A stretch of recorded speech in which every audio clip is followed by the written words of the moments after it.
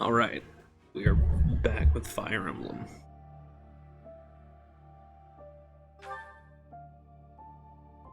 I don't remember what we were doing. I think we're in the middle of a support movie. I think that's the case. Yeah, that's right. We finished all of Violet's. And then it was super late.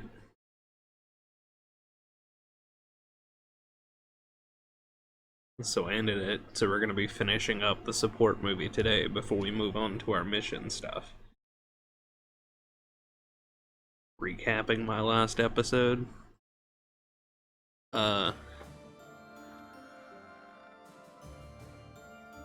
Stuff and things. Hey, what's up, Luigi? um,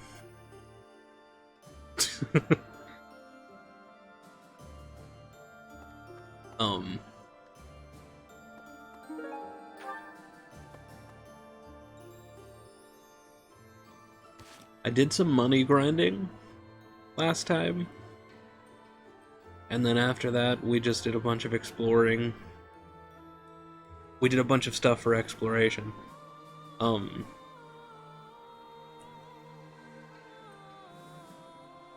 We did a lot of support stuff for Byleth. So he's good with everyone.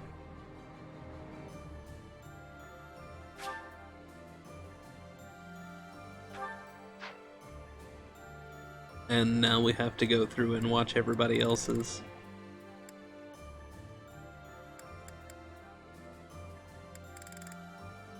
I say the end Felix don't have any. But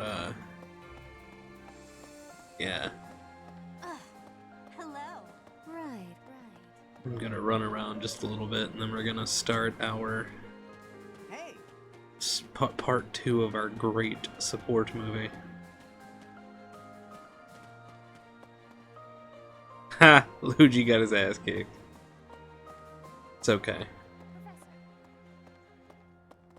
Did you see that though, Luigi? Did you see my Byleth supports? Look at that.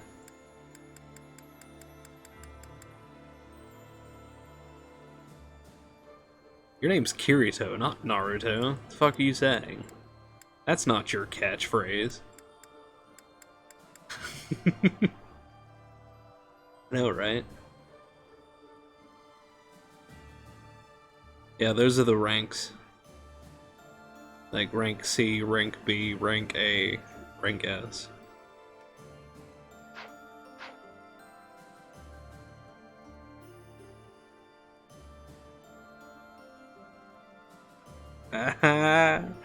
Animal Crossing. I love it.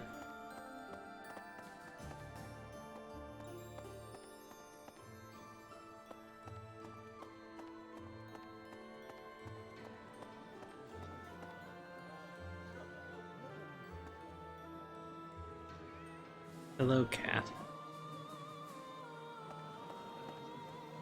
I wish I could pet you. Or give you treats or something. Stupid fucking DLC. Is there anything in the amiibo gazebo? No? God.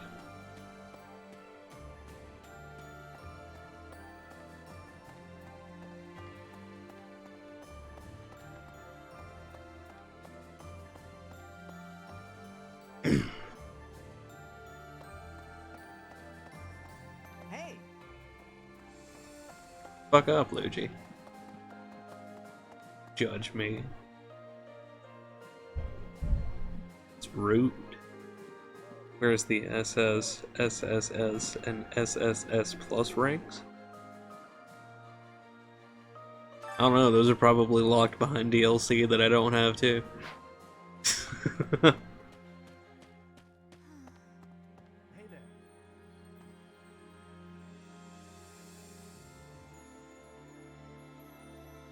This is not a gotcha game. Hello. Fucking gotcha games. Speaking of gacha games, hey Luigi, how much longer, how much more time is left on the Beast Edelgard banner on Heroes? S plus or bust?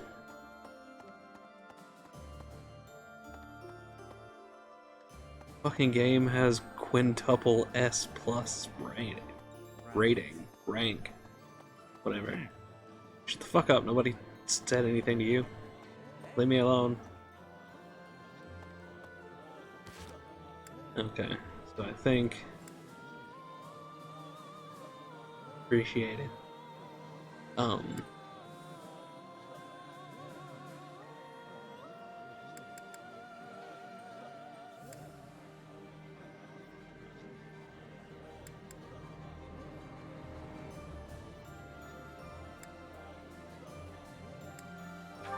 I think we can probably just go ahead and start the support movie.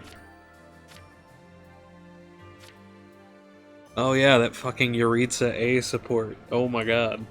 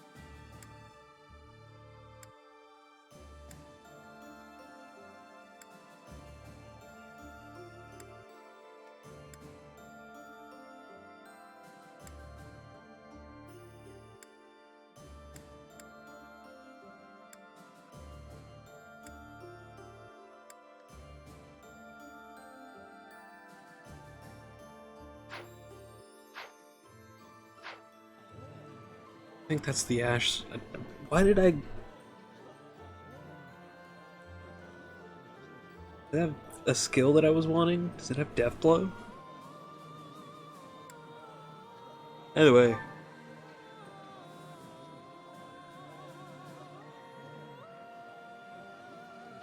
It says a day left. Alright. I'll have to grind some missions or something to pull on it some more to see if I can get it. Maybe. I don't know. I might just forget about it. Support movie time. We've got lots of supports to see. So many supports.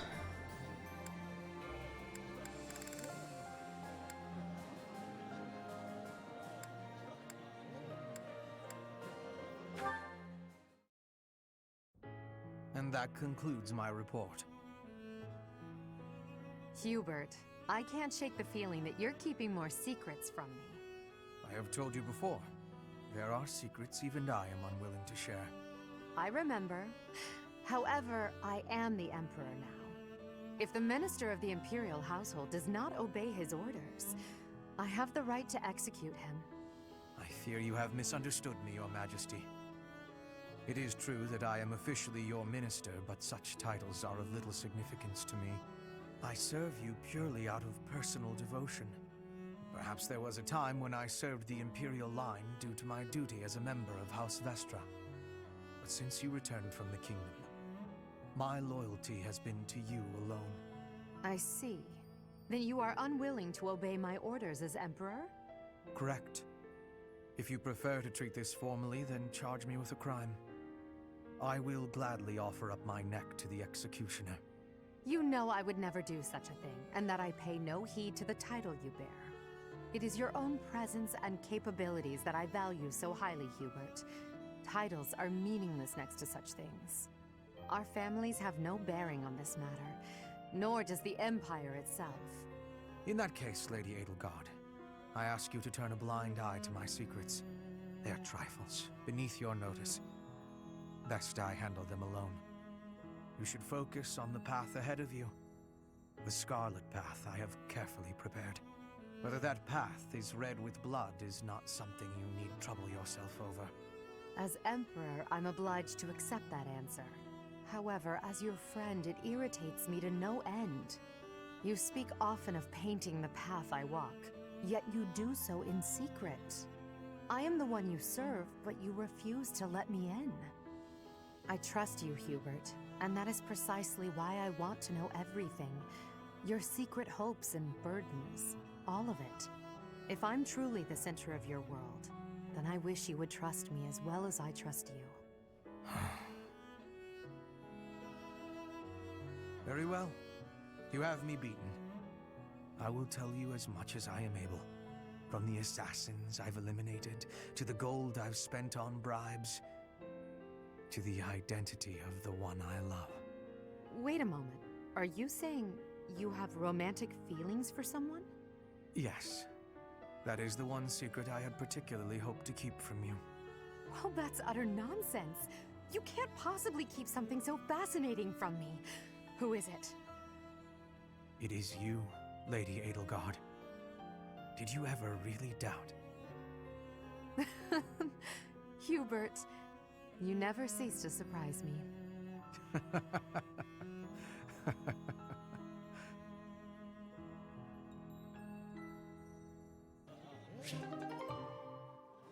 Aw, that was cute. Twitch crash, did you miss anything? Did you miss anything?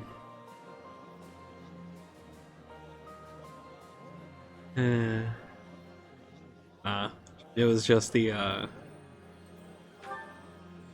the A rank support between Hubert and Edelgard. That's all it was. We've already been over this, Kirito. Wrong protag. What's Kirito's catchphrase? Other than swords.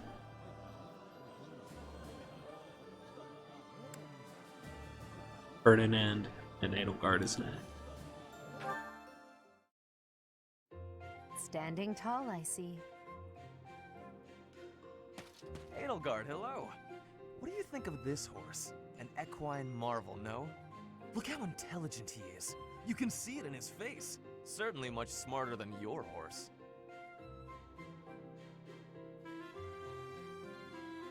Oh, what a lovely bloom. Behold, Edelgard. Do you see this blood-red bloom? This is much more impressive than the pale little sprigs you have there. And, as I'm sure you know, redness symbolizes courage and strength.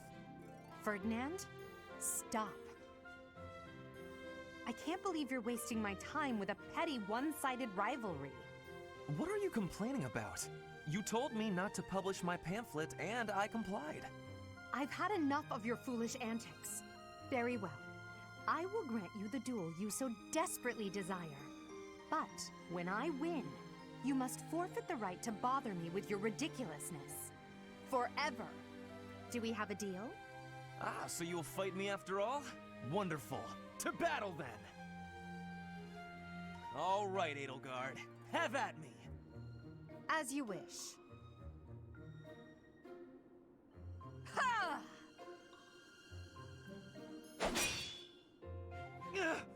It only took you one blow? How? I can't afford to hold back against an opponent like you. I led with my fastest, strongest strike. Fastest and strongest? You're just flattering me. I have been defeated. Utterly. I cannot believe I was foolish enough to challenge such a plainly superior opponent. The difference in our skill level is not so great as all that. If you had taken the first strike, you might have won. That's why I didn't give you the chance. I do not think talent is what separates us so much as readiness. I had not the faintest idea of what to expect from a real duel. I was playing, but you were not. That such an ill-prepared noble would think to challenge you? It is laughable. Ferdinand.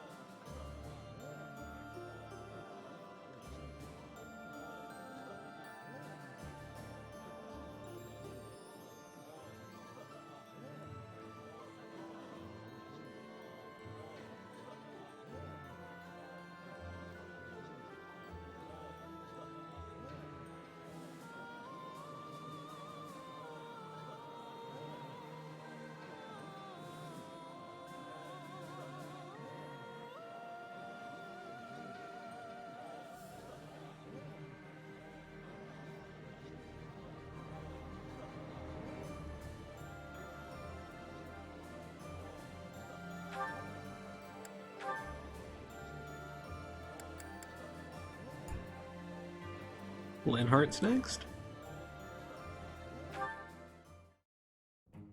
Linhart, I finally found you. These structures were built more than 1,000 years ago and still remain. Amazing. Most interesting, there's a pattern to the saints' emblems carved into each of the sarcophagi. Here, you'll see if you come take a look. Perhaps another time. Right now, I have something to discuss with you. You've said before that you don't care about the usefulness of your research. After giving it some thought, I decided that I'd like to create an institution for crest and relic research, and I'd like for you to lead it. All you would need to do is carry out whatever research you like. Somebody else will decide how to make use of your findings. What do you think? I imagine such an environment would suit you quite well.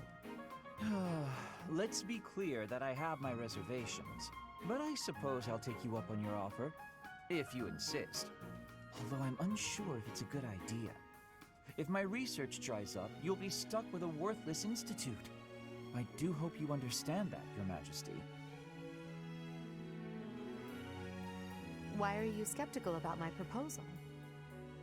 It's because all I've ever cared about is following my own curiosity, wherever it takes me. Being head of some institution and researching as part of an organized team sounds like no fun at all.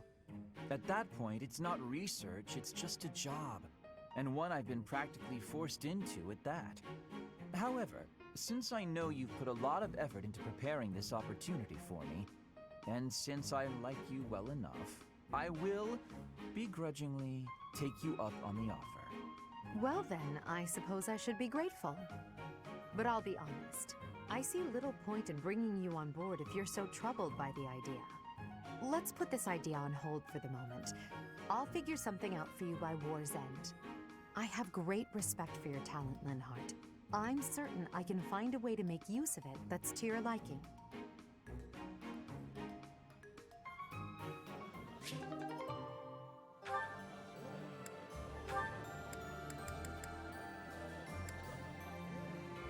Caspar. Huh? What's wrong, Edelgard? Why do you ask? You always look at me funny, but right now you're looking at me more normal.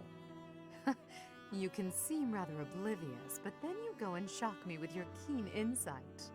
Whoa, it's a little harsh. Is it?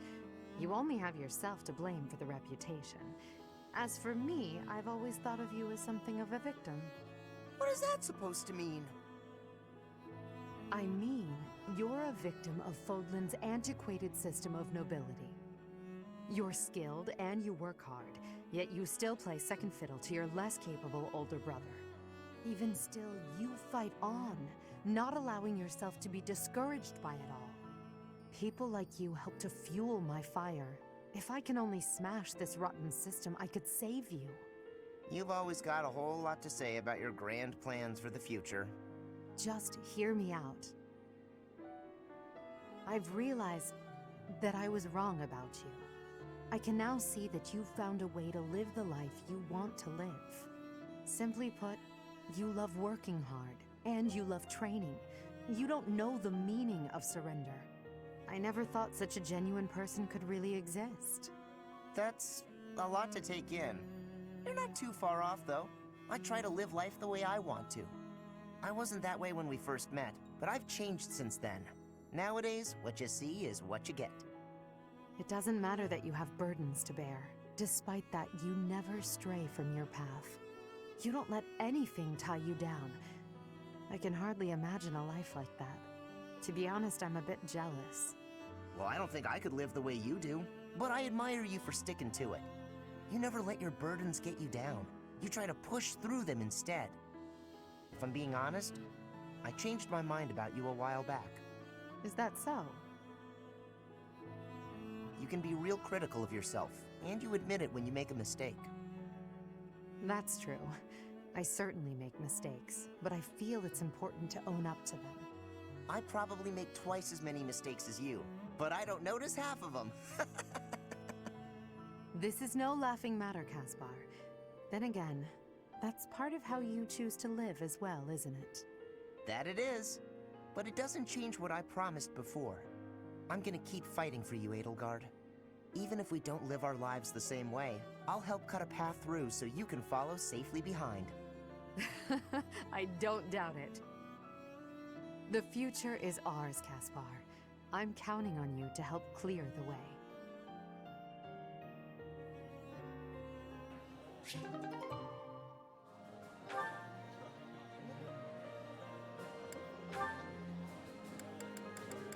Bernadetta.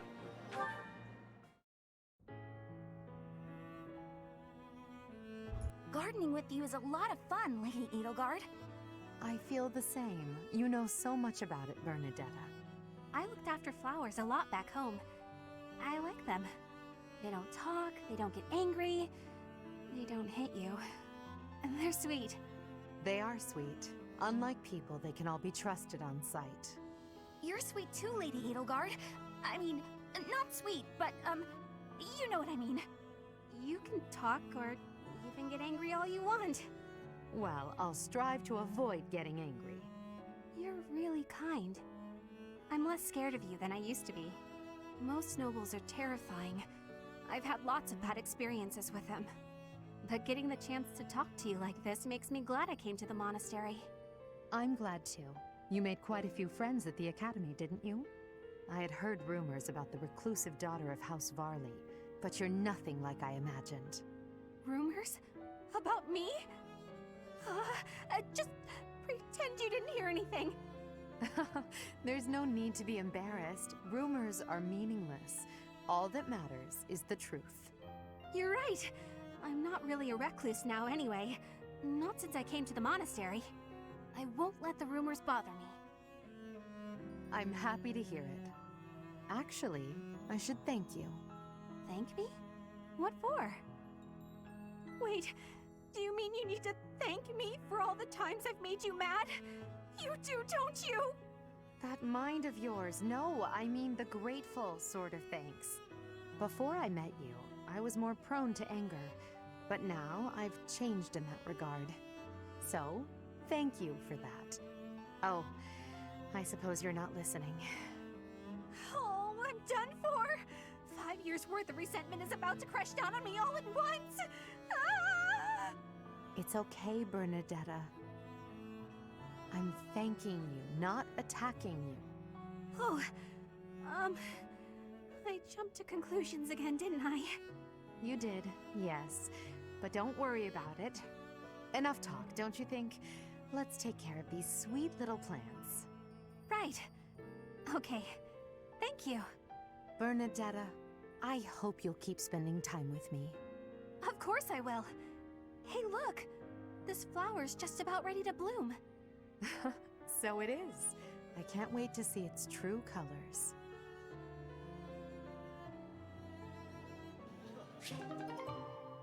Silly Bernadetta.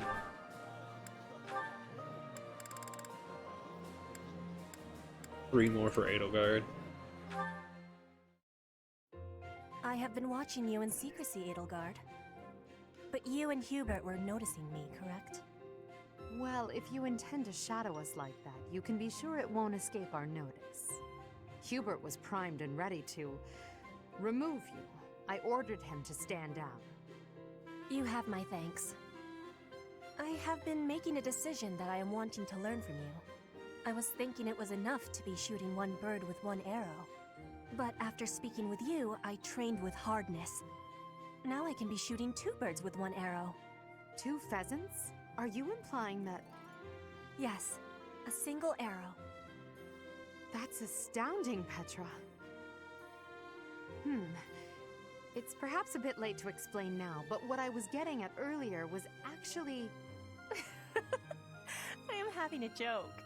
You... come again?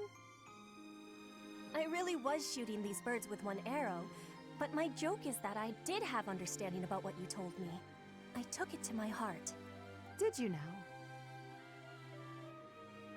You are a person with great bluntness. I am admiring of you. As an emperor, a commander, a warrior, and a friend, you are excelling at all that you do. All of the Empire is resting on your shoulders, and that is including Brigid, too. I will not be falling behind you. I will be carrying Brigid on my shoulders, too.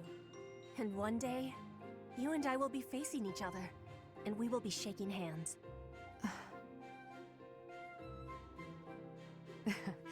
Yes, that much is certain. I can see that you no longer need me to look out for you. You and I are much the same. We dutifully shoulder our burdens and stand tall no matter what. It would be foolish of me to deny it. Your words give me great joy. And it also gave me joy to see you being flustered when I was showing you the birds. A cheap trick, to be sure, but inarguably funny.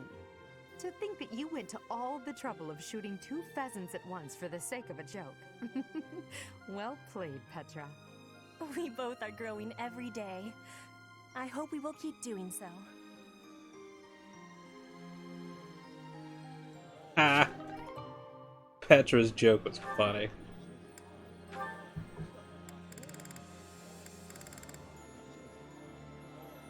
So funny because it's so believable. Hanneman next. Turn away, Luigi. What is on my agenda for this afternoon? Professor Hanneman, may I have a moment of your time? Ah, it's you. Very well. I am quite busy, but if you are here to discuss my crest research, I would be happy to oblige. I'll pass on that offer. I'm just hoping you'll explain something to me. Oh, I doubt if I have anything of particular interest to share. Why did you abandon your noble standing in the Empire? And don't say it was for your crest research. There are institutes for that within the Empire. You could easily have remained a noble and still been able to visit Garreg Mach, or request the cooperation of the Church. Certainly that was an option, but I desired a better research environment. Treasures and holy artifacts reside here that cannot be examined by someone outside the Church. I required access to those things, no matter the cost. But surely your noble status would have allowed you greater funding and resources. Even secrets of the Kingdom and the Alliance would have been easier to obtain as a noble of the Empire. What you say is true. I cannot deny that. Both paths have advantages and disadvantages.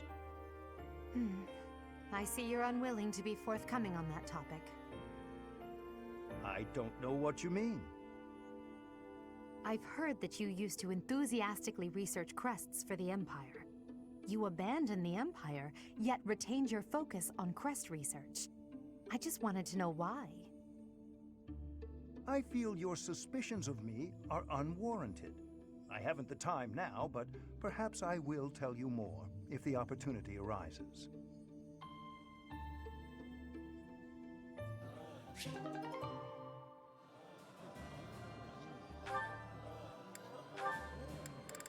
And Manuela.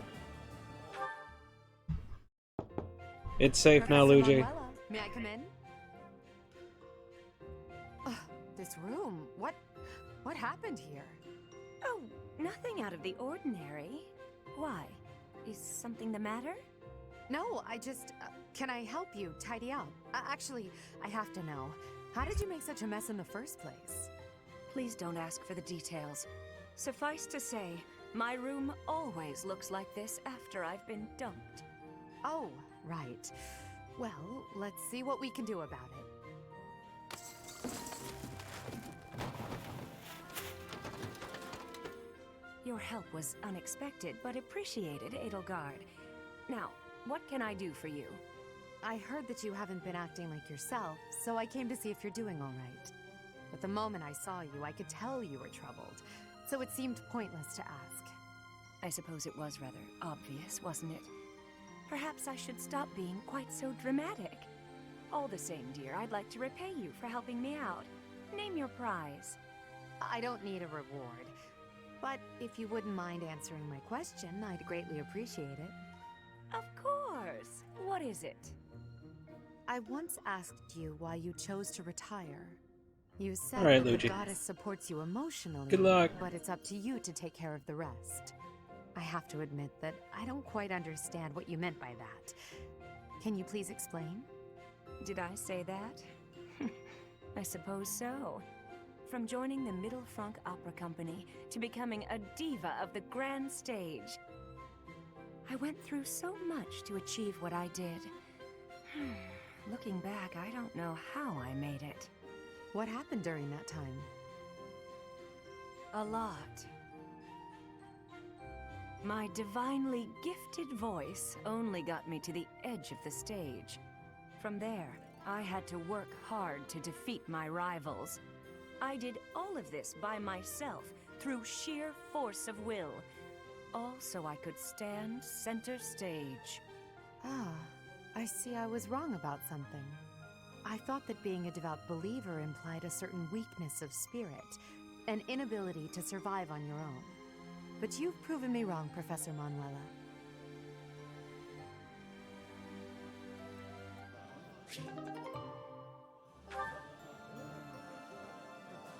And that's it for Edelgard.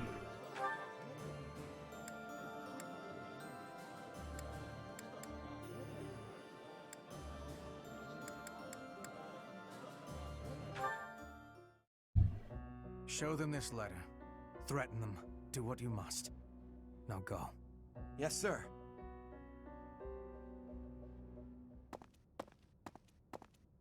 Hubert, that letter.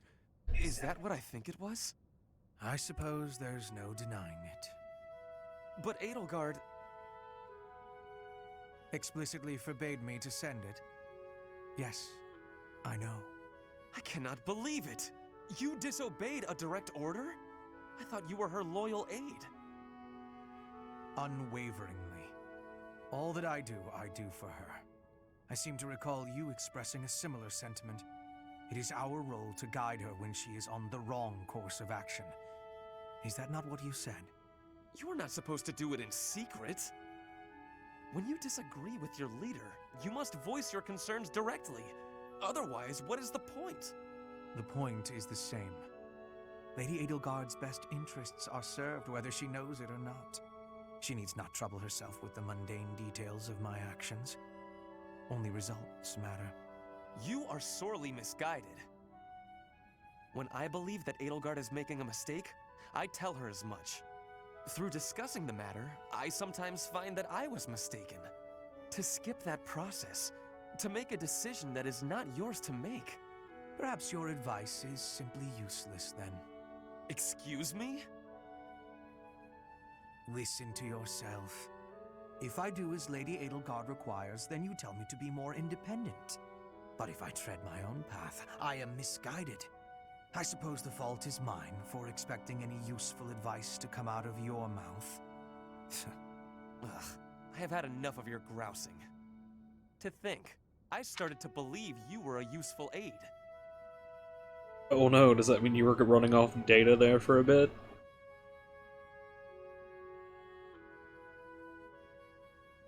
And I assume that means that the data is actually worse than your Wi-Fi.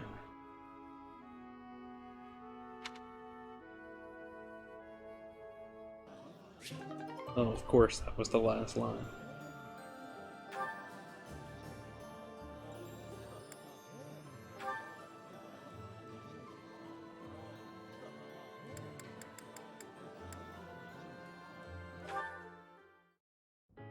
A summons from Bernadetta?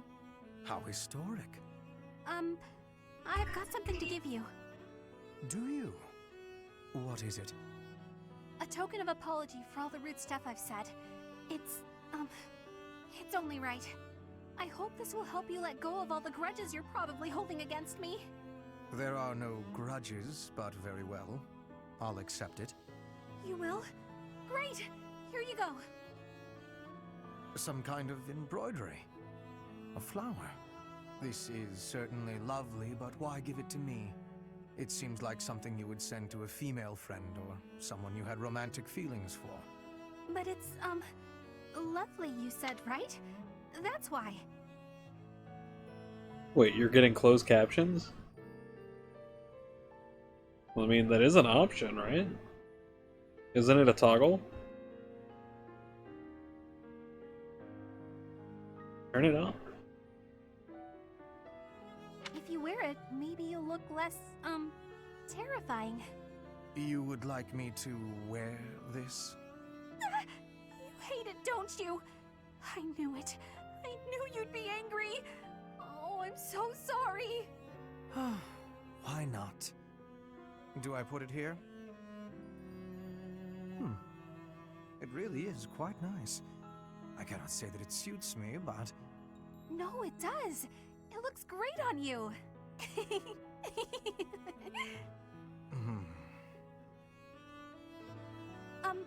Sorry. Nothing else for it, I suppose. I dislike you laughing at me, but it is preferable at least to you fleeing in terror. I don't know Therefore, where it will is wear this either. when I'm around you in the future. Really? You will? I'm so glad. But you're sure? You're really sure? If you're going to question me about it, perhaps I'll change my mind. No. I believe you. You're a lot less scary with it on. That is what's most important. Now I suppose it is safe for me to return to my usual strict methods. No, I'm not ready! This again.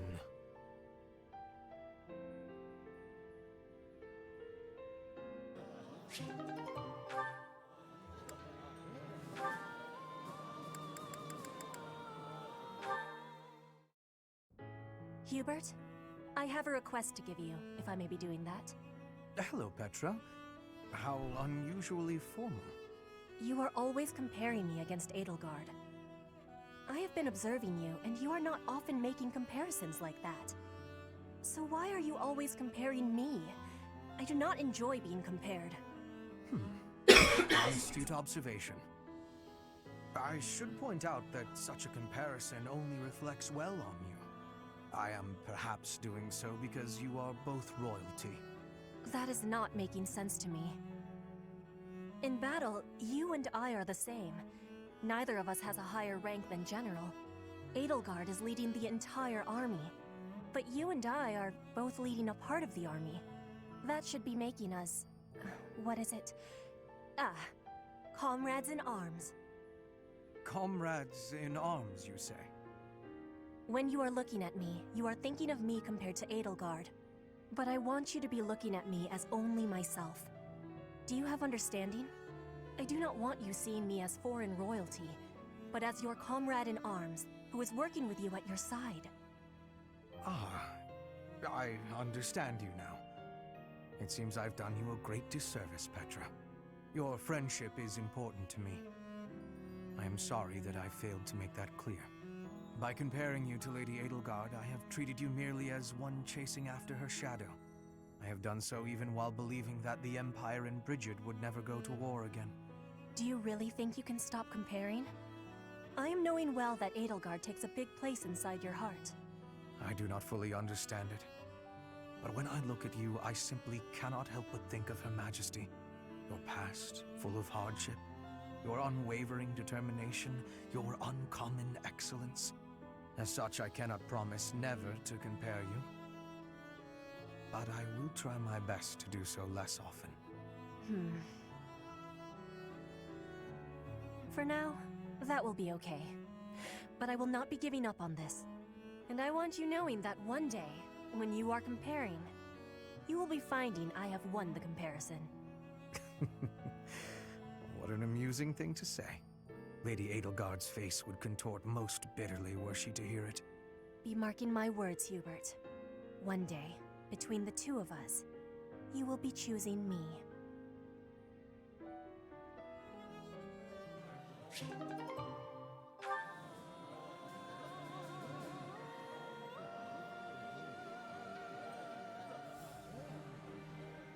Wait, what?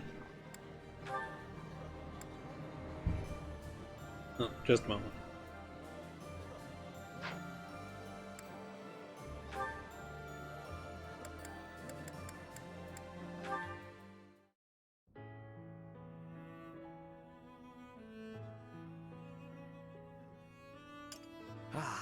Even with the fires of war raging all around us, tea never fails to soothe the soul. Do you not agree, Bernadetta? I hadn't actually thought about it, but yes. Excellent. Oh, that reminds me. What's that? A long time ago, my parents were in talks to arrange my marriage with a certain young lady. She never set foot outside of her room, and she made little dolls to curse her perceived enemies. Such were the rumors. Frightened, I dissuaded my parents from going through with their plans. I can see that. She does sound pretty frightening. I relate to the staying in the room part, though. That girl was you, Bernadetta, a daughter of House Varley. What? I don't make dolls to curse people. You are a skilled embroiderer, no? I guess I was wrong. You are not making dolls. I did make dolls, but cute ones. Nice little carnivorous plants and things. Maybe I should not have brought this up. Why not? Carnivorous plants are adorable. Yes, adorable. Anyway, if I had actually known you, I would have accepted the proposal. Why? Did you have some scheme in mind? No, I just mean, now that I have gotten to know you, I would have been happy to... So, you're saying you'd... with me? It's getting kinda hot in here, isn't it? Maybe it's the tea. Why are you getting so worked up? That was all a long time ago now. A long time ago? Yes. Now we are soldiers fighting together in the same great conflict, right? And my parents are gone. So any agreements they might have cooked up would be completely invalid. I guess so. Just think, if we had been married, we would not have been able to build such a deep friendship. That's true. Yeah, we never would have gotten this close. I would have given up on the relationship my parents chose for me and shut myself away even more. So all in all, I am glad I refused to marry that doll-cursing princess. Hey! I said I never made cursed dolls! Sorry. I am just glad to have met you at the monastery. I had better take my leave. We should have tea together again sometime soon. Yeah, see you. I'm glad we met here too.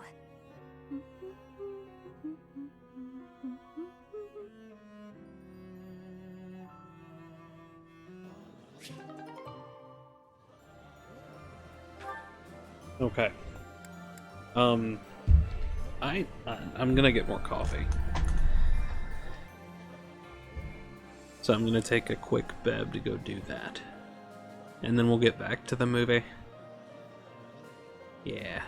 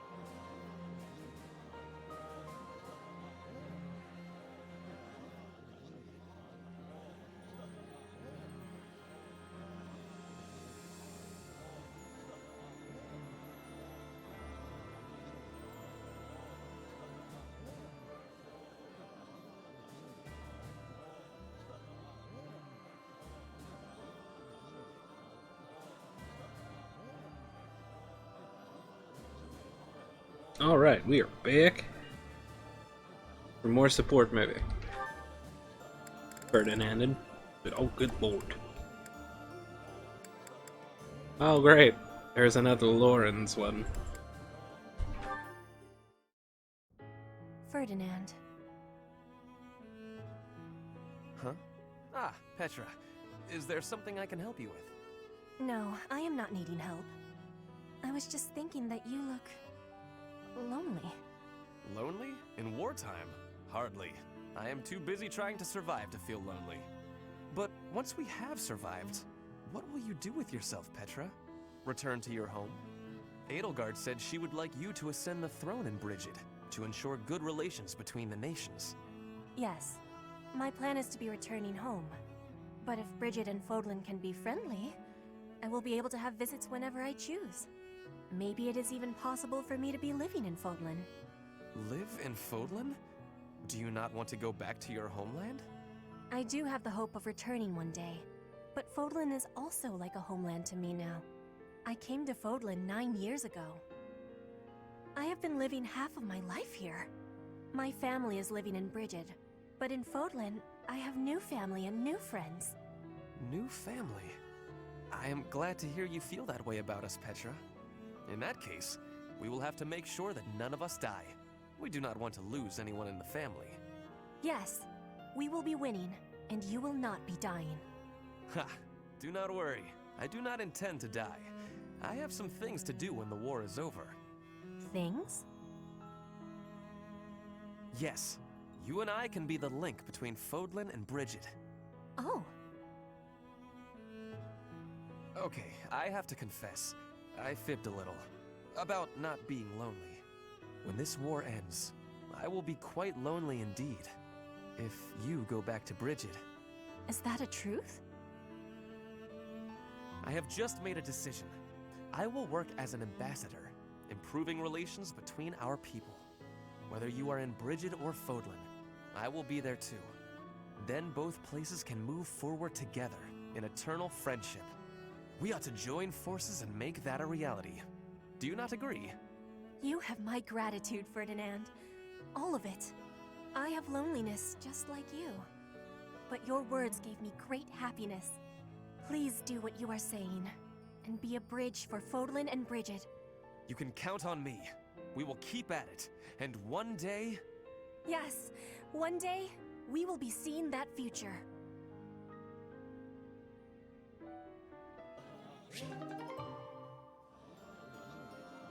Eternal friendship.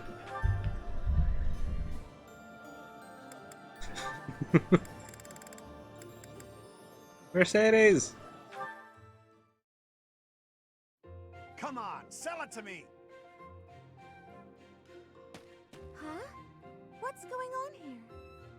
Hey, stop that! Can't you see he's not interested? We're just talking business here, now move it along! Oh, I just thought it looked a little... Actually, now I'm curious. What kind of business are you conducting? I've been told I have a keen eye for appraisal. Just trying to buy a sword. I told him to name his price, but he won't give it up. Any price? You must be able to afford anything your heart desires. But did you consider that he might have a good reason not to sell it? Maybe it's a family heirloom, or simply his favorite sword. No one asked for your appraisal, now move it! Or are you looking for trouble? That is quite enough! You would dare threaten a woman? I will not permit such ungentlemanly conduct. Oh, hello, Ferdinand. Do you have an opinion on all this? Behind me, milady! I will protect you!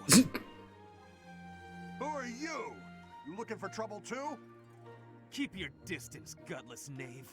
I just cleaned my sword, and if I maim you, I will have to clean it again. Neither of us wants that, so I suggest you leave at once. Ah, forget it. You're not worth my time. Thank you so much. You saved me there. Well, that is taken care of. Are you hurt, Mercedes? Hurt? No, I'm fine. We were only talking. Ah, I am glad. I do not abide uncouth behavior. Stopping it is my duty as a noble.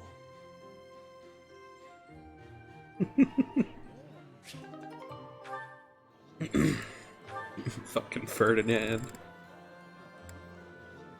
We're gonna save that one for the last one, so we'll go ahead and do the Marianne and the Manuela one first.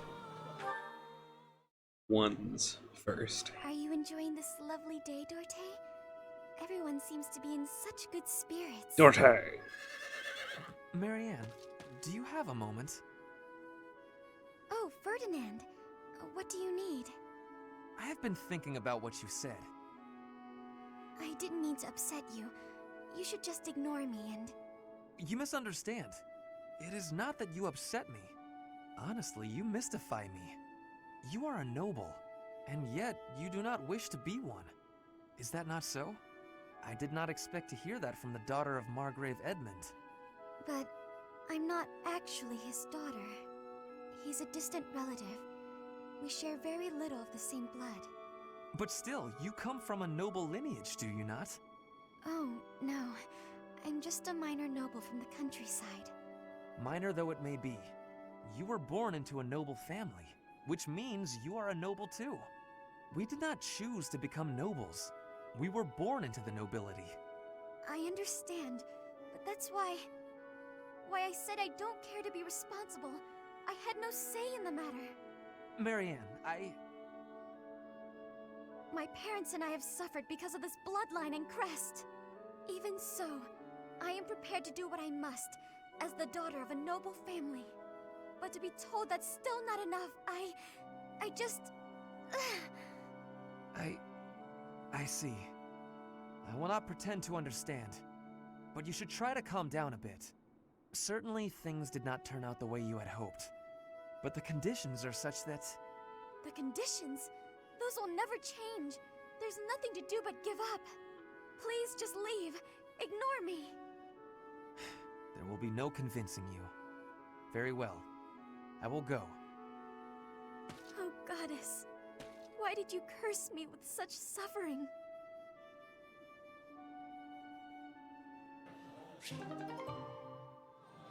Poor Marianne. Poor Dorte just having to stand there awkwardly while these two are having it out. Like, dude, I'm a horse. I'm not here for this. Let's see. Has to be here somewhere. Oh, my princess! Pray tell, are you seeking a book? Ferdinand, you should probably settle down a little with the princess talk. Just speak to me normally. My princess days are long gone. I could not disagree more. To me, you will always be that dazzling songstress, that veritable princess of the opera. From ages 5 to 11, I never missed a single one of your performances. Seeing you on stage was like glimpsing heaven. I was overcome with bliss. You're going a little overboard, and I think I may have something in my eye. An elegant coalescence of beautiful song and frenetic swordplay. That was the most memorable aspect for me. On stage, weapon in hand, letting your ballads soar to the heavens. Honestly, the first time I held a sword, it was not to train. I was trying to do your sword dance. I inspired your love of weaponry? How flattering. Correct. It is all thanks to you. Oh, come now. Although I'm honored if my stage presence had any such influence on your life. The honor is all mine. You blessed me by returning to my life. No matter where I go, or who I end up marrying, my childhood memory of you is inscribed in the deepest depths of my heart. Is something the matter? Oh, nothing. I just feel a little empty inside now.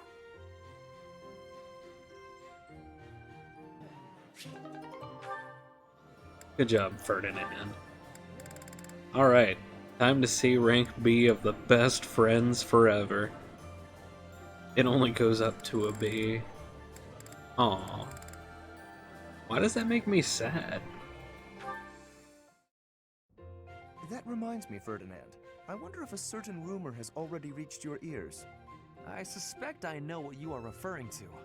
A certain noble who caused a stir at one of the local taverns, correct? For someone of status to make such a scene. What a disgrace. I thought just the same. A noble ought to hold himself to a higher standard. It is hardly appropriate to drink and mingle with a tavern full of commoners. Oh, that is not quite what I meant. I do not object to a noble patronizing their local establishments. In fact, I would say such excursions have value. Is that so? I would be very curious to hear what value you mean exactly. But allow me first to venture a guess. Is it that you suppose it is proper for a noble to bolster a town's wealth with his patronage? If that is your thinking, then I would counter that whatever one adds to a merchant's coffers seldom makes it to the pockets of the townsfolk. I think that if a noble wishes to use his resources to ease the burdens of the commoners, he ought to go about town and spend it more directly. That is wonderfully insightful, Lawrence. Albeit not what I had in mind. What I meant was this. We can benefit from crossing the threshold and learning more about regular folk. We scarcely understand the reality of their lives. In turn, they do not know about us. I have heard that some believe we have horns growing from our heads. It is an embarrassing and potentially perilous state of affairs. You are quite right. In fact, that reminds me of something a boy once said to me when I visited a village on my family's territory. He actually asked me if I had a tail. Hilarious. We all need a laugh now and then. As a man of status, I feel it is my calling to right the world's wrongs. But there's only so much I can do alone. Working in tandem, though, you and I could make tremendous accomplishments. My sentiments exactly. Together we could achieve a great deal. Though the circumstances of birth may have placed one of us in the Empire and the other in the Alliance, we can still aim for a brighter future together. Yes, precisely. Together, there is nothing that we cannot accomplish. By the way, Lawrence, do you have a tail?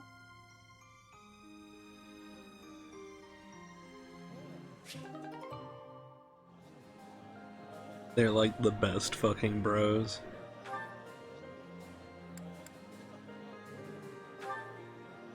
I both love and hate it. Linhardt? Should have had quite a bit for Linhardt. Starting with Caspar. Brobility. Caspar? Whatever is he doing here? Oh no. Is he looking for a fight with someone taller than him? The poor boy won't give up. This is it. Today's my day. Caspar's day. Come get some. Yes, Caspar, just like that. Just as we practiced. Yes, dodge. Yes, perfect. Right there. He's open. Punch him right in the... Yes, Caspar, you did it. And that's how it's done. Woo! And then I got him. Bam! Right in the solar plexus. Oh, I really wish you could've... Hey, are you even listening? This is when it starts getting real good. I'm listening. I am sad to say, however, that the tale is slightly less thrilling the fourth time through. You should be more excited. We finally won. We? Yeah, I couldn't have done it without your advice. You're a strategic genius, Linhardt. Nonsense. Your strength carried the day. I just rambled on. You're the one who did the actual work. What's really amazing is how you wouldn't give up. Whoa, I've never heard you Strim. compliment me before. Yeah, I don't think I like it. Seriously, though, I couldn't have done it without you. How's it going, Siryu? How you doing?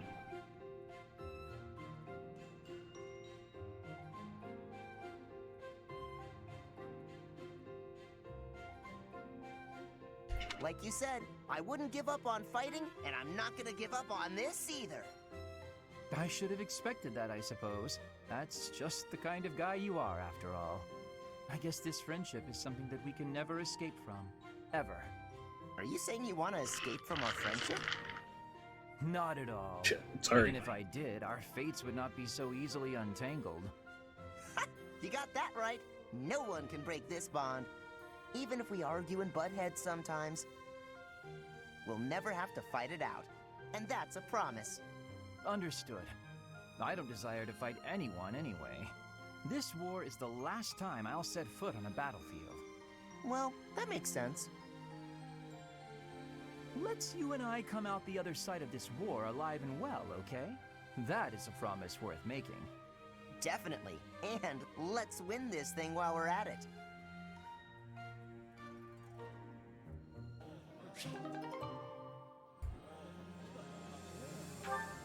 Tired? Yeah.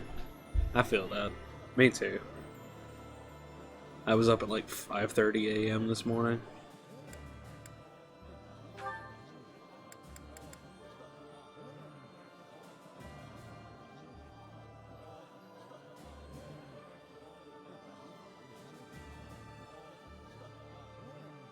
I'm trying to have some coffee to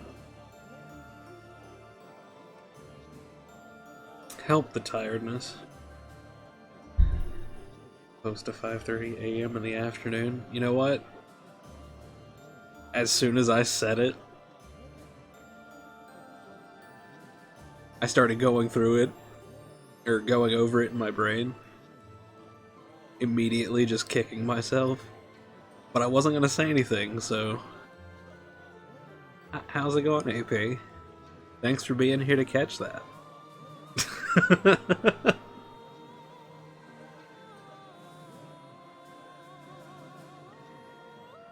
Oh, man. Clearly. Don't ever change. Unless you want to, of course. Then by all means, you be you.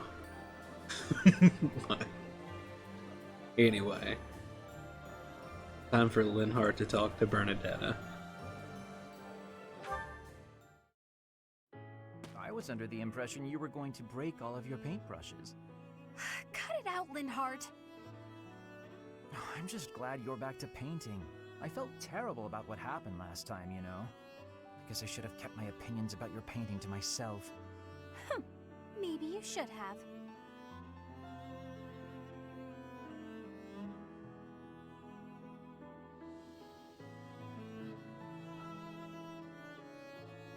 So what do you suppose is the name for this kind of situation? What situation? Am I in your way again? I must be. Okay, let me pack my things and I'll be off. Ugh, no, that's not what I mean. I'm talking about when two people are together, but not together. When they're basically by themselves. I'm not sure what you mean. I'm always alone. Oh, alone? Well, there it is then. I suppose you could say we're alone together. We're each here alone, yet together. So we're alone together. What do you think? Alone together? Oh, wait, I get it. That's just a nice way of saying you want to be alone, right? Alone. If that's what you mean, I'll go. Please, Bernadetta, you shouldn't go. Being alone together means accomplishing more. We each have the concentration one gets from time alone, but also the thrill of being with someone else. I find it to be an exhilarating environment. Have you felt that as well? Huh? Me? I'd rather be alone, but when I'm painting, and I know you can see, I worry about what you might point out about it. Is that the thrill you mean? Because I feel that. Here's what I wish to point out about your painting. You've really improved. Your lines are bolder, your color choice is more informed, and your composition as a whole... Did you actually just praise me, Linhardt? What's next? A rain of flying pigs? I was just saying what I think. Look, you probably have talent, and you work hard, too. Oh no, I'm on to you now. You're scheming, but you won't get anywhere by flattering me. Try all you want to get your hooks into my heart, you won't fool me! I'm not sure how praising you means I'm trying to get my hooks into your heart. I have a heart of stone. No one will ever get to it. What a shame. I suppose I'll stop praising you then. You will? No, I didn't mean it that way. You can praise me as much as you want. I don't understand you one whit. However, if you want praise, then praise you will get. You're cute. Don't say stuff like that.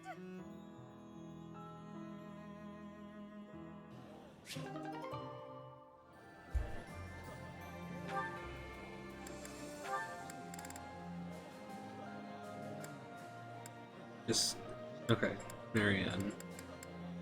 So just those three left for Linhardt. Bernadetta or Bird Anetta?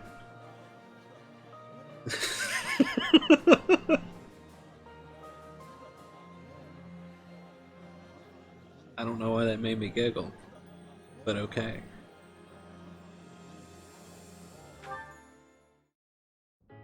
Ah, here you are. Ah.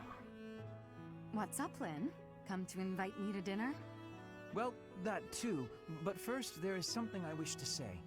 I believe I previously implied that it's okay to live out your days by running away from what troubles you. And I think that I was unkind to you. What are you talking about? To be honest, while I try to be easygoing, I currently feel a bit uneasy about something.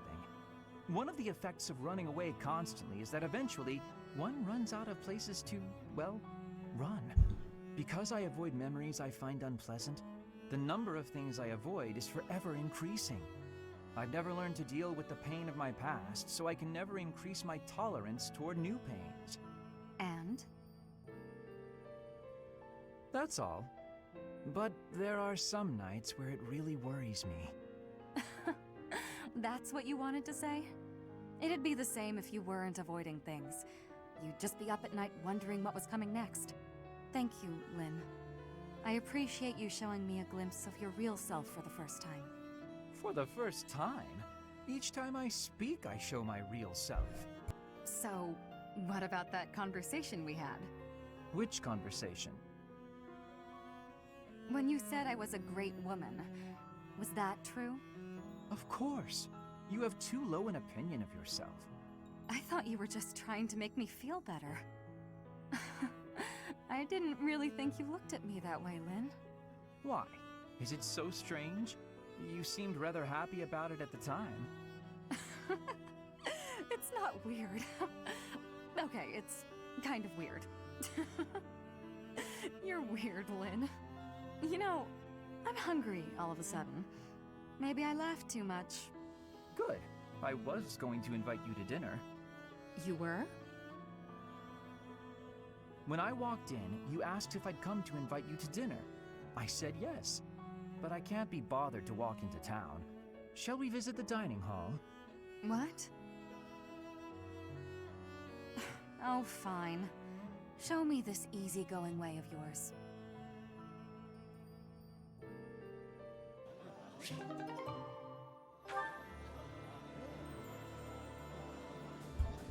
Is Linhardt just trying to date everyone? It might seem that way, but that's just because we're watching all of his supports in a row. So it just seems that way. Petra's next. Linhardt, I need to be asking for your wisdom. Will you consent? My wisdom? About? I was hunting earlier, and the land gifted me with lots of game. It was all brought by me to the kitchen, and then... You're not asking me for help with the butchery, are you? If so, stop right there. I despise the sight of blood. No, I am not asking that. All of that work and care is given right after the hunting. Giving gratitude, bleeding, skinning, all has been done to be making very nice fresh meat. That meat is sitting in the kitchen already. Oh, thank goodness. Then whatever do you need from me? I'm not much of a cook. I want to be smoking the meat, so we can be preserving it. There is a big quantity of it. But I am without enough firewood for the smoking.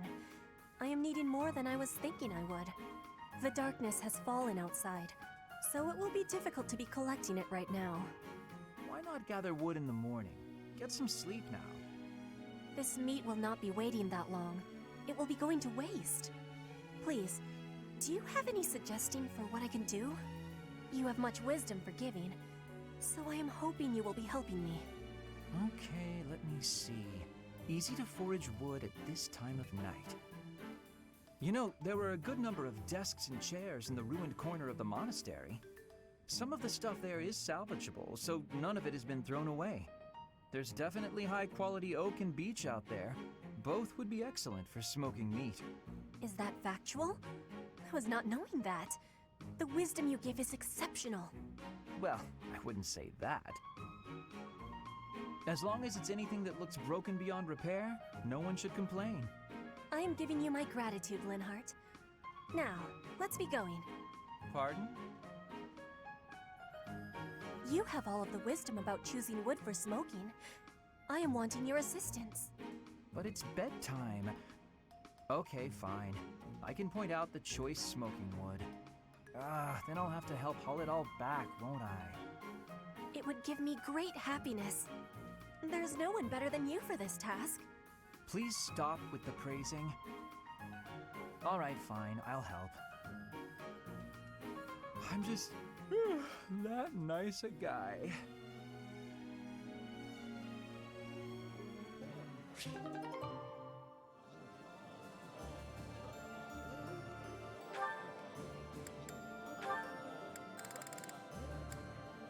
Now it's Marianne. These ones look good. I probably shouldn't pick them, though. Ah, Marianne.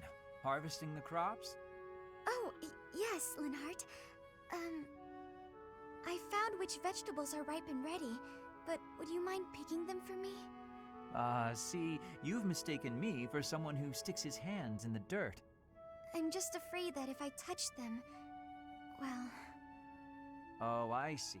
You're afraid everyone who eats them will suffer bad luck. Yes, it's true. I wouldn't want anyone else to suffer because of me. Marianne, that's simply not the way the world works. You see... Oh, forget it.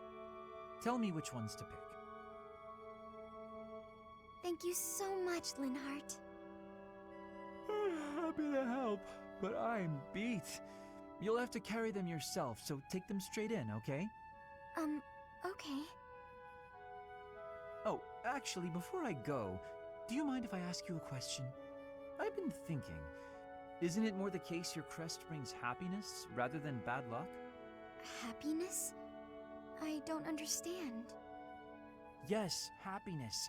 Because your crest is so rare. It excites my mind and, well, if not for your crest, we might never have met.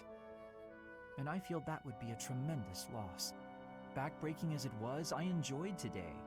I'm quite happy right now, and it's due entirely to your crest. I suppose so when you put it that way, but It's a huge breakthrough to know that your crest causes happiness instead of bad luck. I'd love to study it thoroughly, but only if you'd agree. Really, I just want to find a way for your crest to bring you happiness too. I'm sorry, but I can't. I have to decline. I understand. May I ask one more thing, though? Could you please hand me one of those vegetables? I don't think that's a good idea, but if you insist. Thank you, Marianne. I think this looks like a very lucky vegetable. It is not Terra Strong.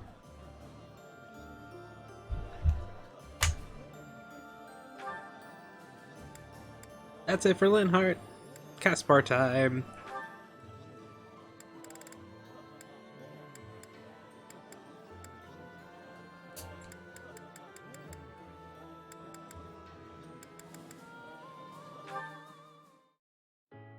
Come on, Bernadetta, open up. Why are you so mad at me? I have no clue what this is about, but I'm sorry. Inspired by him, maybe? You have no clue? Don't you remember what you did to me? No. I didn't do anything. Yes, you did. You did all kinds of things. But the worst thing was carrying me off Twice! I thought I might die! What are you even talking about? Don't act like you never took me to that place! What place? Why won't you? Oh, the place with the pretty view. Why are you mad about that? Because you hold me around like a piece of luggage! Again, why are you mad about that? Don't act all surprised! How would you feel to be yanked around like that? I'm sorry, I didn't realize I was just excited to show it to you. Maybe I went a little overboard. I'm real sorry about that. Welcome back, somewhat. You are? Well, I hope you understand now. I definitely do, and I feel awful about it. What can I do to make it up to you? Anything you want. I want to show you how seriously sorry I am. Well, alright. I'd like you to, bring me to that place again. But promise me 2 things first. Anything. No carrying, no pulling around. Treat me gently. Sure, of course. No problem. But that was 3 things, not 2. That was 1 thing. Be gentle, okay? Oh, okay. Sorry. What's the other thing? I want you to promise not to take anyone else there. Only me. All right, I can promise that. Seems a little strange, though. Why do you care? Come on. If you really want to apologize, hurry up and take me there. Right, on it. Here we are. Look at that gorgeous sunset. This is it. The same view. After all that time inside, the sun feels like it's piercing right through me. This little bit of sunshine? You really gotta get outside more. From now on, I'm gonna take you to all sorts of different places. I promise I'll be gentle, and I promise I won't take anyone else. Just you and me, all right? What? But... okay. But if you get sick of me, I'm sorry ahead of time. What? Good one, Bernadetta.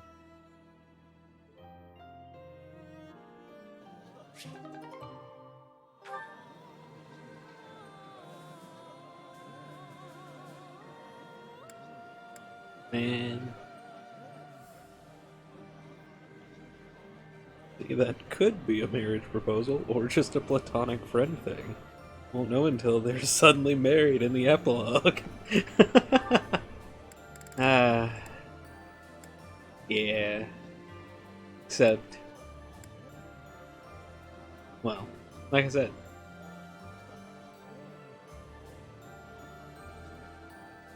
I plan on marrying Bernadetta. Petra's turn. Hey, Petra. Lawrence marries Ferdinand, though. This is going well. I am not having any troubles right now. Good. At least things haven't gotten worse, right? So, did you hear what happened the other day? The professor really... Caspar. Oh, whoa! Okay, there's no need for that. You are the son of my father's killer. That means I must be killing you and taking revenge. What? I thought you said it wasn't a big deal. We're not our parents and all that. Your optimism is not making sense. It is not possible that you are not having hatred for me. My father was killed. By the Empire. By your father. And so I will be impaling you on this blade to be satisfying a deep wish of mine. A deep wish? What are you talking about? I am talking about my wish. Of course, I am also having another wish.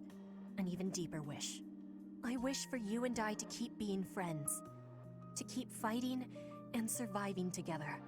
When you are speaking of your father, it is with a proud smile that injures my heart. But that is only a small thing.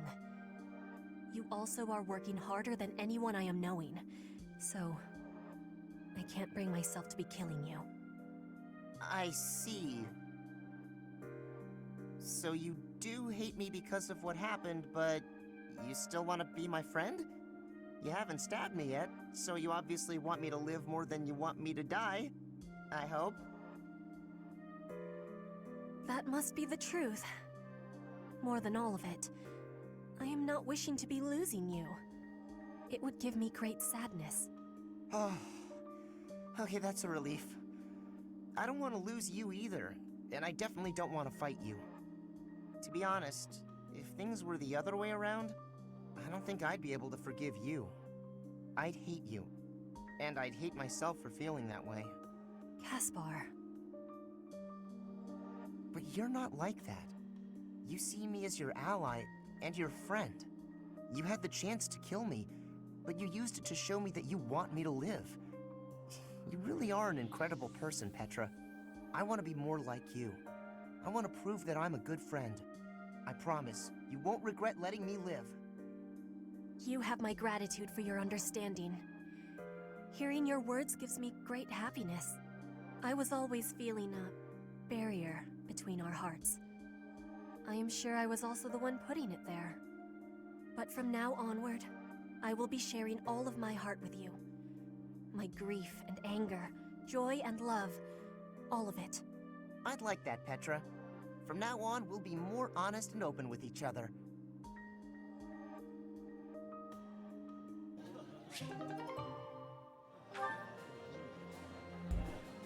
Yay.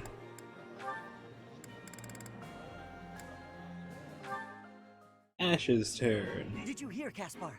There's been another theft in the pantry. Come on, we can't waste time arguing about it like last time. We gotta catch the guy. Not the pantry. Corner him, Ash! I've cut off his escape route. He's all yours. You're not going anywhere, you dirty thief! We did it! He was pretty nimble, but no match for the two of us together. I guess, but I didn't think our thief would be so...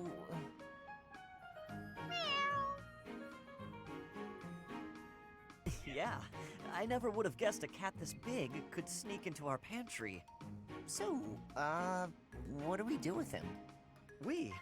Weren't you the one barreling on about striking the culprit down last time? You really think I'm gonna attack him? Why don't you try your genius plan instead? Go ahead, talk it out. Let the cat explain himself. I doubt you'll understand a word the guy says. I guess neither of us has the right solution here. So, what are we going to do with this? Oh! Huh?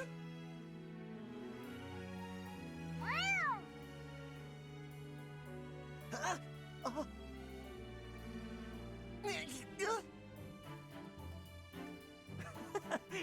Looks like he gave us the slip.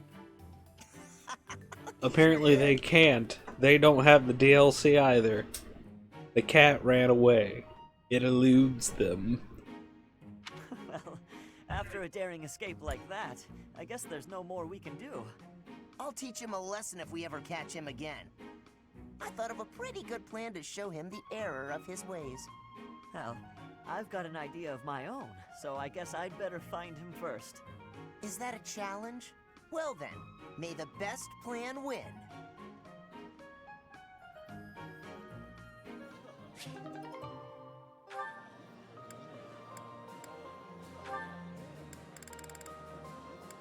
Raph. Caspar, good to see you. You're looking a bit bigger lately. Yeah, Raphael, that's one way to put it. Is something wrong? I thought you wanted to get bigger. Have you been training? I haven't missed a day. The problem is that my body doesn't want to grow in the directions I want it to.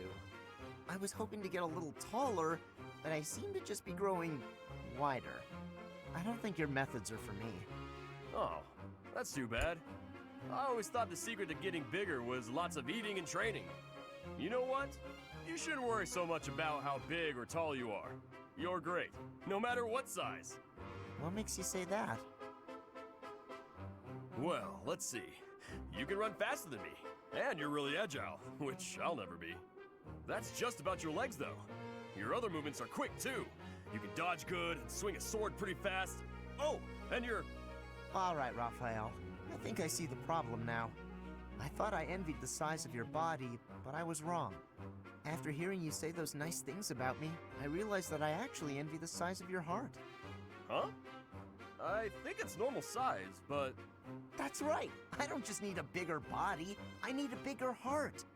Once I have a bigger heart, then maybe, just maybe, my body will start growing too. Yeah, maybe. Now, how do I increase the size of my heart?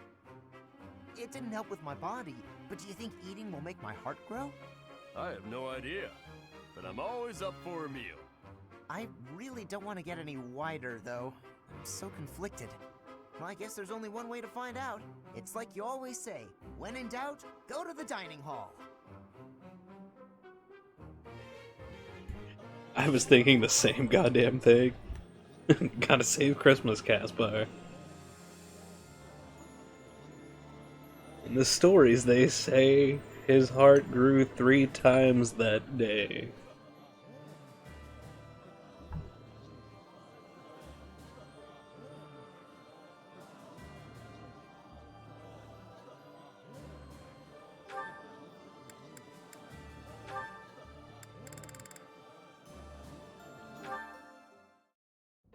Hey, Shamir. Your archery skills were amazing the other day. I couldn't believe it when you hit all those bullseyes. Not a single miss. It was nothing. No way, it was incredible. You were incredible. You gotta teach me how to shoot. Maybe. That sounds like a yes to me. Are you free tomorrow? Maybe. No promises, though. Come on, Shamir, don't be like that. Wait, is this because you don't think I'm good enough? That can't be it. It's nothing personal. As someone born in Dagda, I'm not very fond of the Empire. Dagda? Where is... Oh, you mean where they had that war with the Empire a few years back? The country west of Fodlan. Across the ocean. That Dagda? That Dagda. But that is behind us. I had no idea. I understand why you'd hate the Empire so much, though. My father was a major general in that war. He led an entire army. If I were you, I definitely wouldn't want to train the son of someone who killed all those Dagdans. You misunderstand. I harbor no ill will toward your generation. I'm thankful for Edelgard. She destroyed what was left of the old Empire. Huh? Well, then what does this have to do with you teaching me how to shoot? I simply have other commitments. I don't have the time to teach everyone, so I can't make any promises. That's your reason? You're just too busy? I thought you hated me. I guess I had nothing to worry about. In that case, I'm excited to get to know you better. Let's leave all that Dagda and Empire stuff in the past.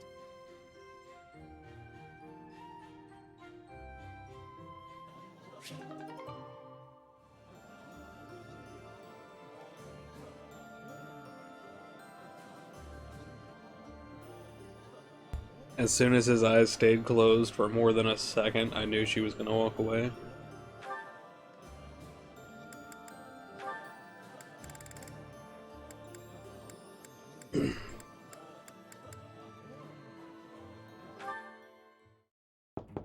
Bernadetta, please come out of your room. You've been in there for ages. You need to train. No. Sorry, not happening. I'm not playing around, Bernadetta. This training is absolutely crucial to the war. I don't care. I can't handle it today. Please leave. Why did you come here? Why did I come here? I didn't choose to join the academy. I was forced. Then more stuff happened, and I didn't have a say in any of it. So, here I am. Somehow. I suppose not everyone has to be pleased about being here. But even so, Bernadetta, I'll ask one more time. Please come out of there. And I'll tell you one more time. It's not happening. Not right now. Not today. You leave me no alternative. If you're near the door, you'd better step away. My door!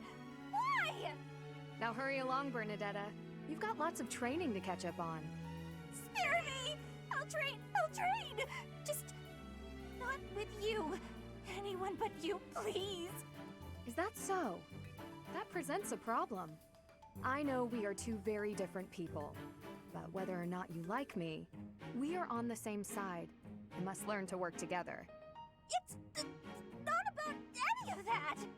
If this is how you treat people on your own side, what do you do to your enemies? Don't ask questions you don't want answers to. I did what was necessary to get you to comply.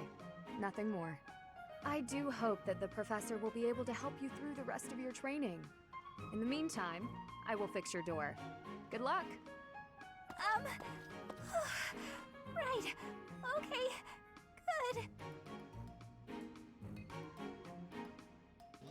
Good. Huh.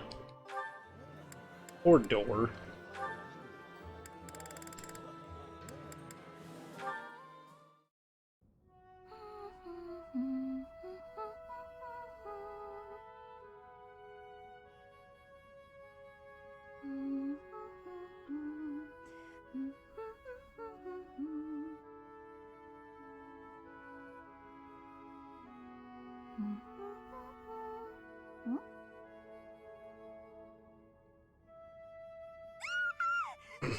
I knew you were out to get me! Ah! Bernadetta, please, calm down! Calm down? Sure, why shouldn't I? Nothing's more relaxing than being spied on! I just love it when huge, scary men lurk behind me with their insidious smiles and heinous schemes! Ugh, you just want to make me a laughingstock! Ruin me in front of everyone! I know it! Please, listen! I only came to hear you play. That's it. Promise. I'm not gonna make you perform in front of everyone else. I just wanted to hear you myself. Just you? Nobody else? Really? Really? I kept trying to ask, but you always ran away. That doesn't mean you can just watch me creepily from the shadows, you know. That would scare anyone. You're right, I'm sorry. I just didn't know how else to get your attention. You get so scared. But it looks like I ended up scaring you anyway. I'll leave you alone, Bernadetta. I really just wish I could have heard you play.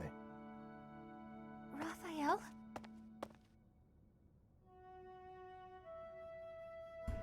What is she playing? What is she playing? She's not. She's singing. What?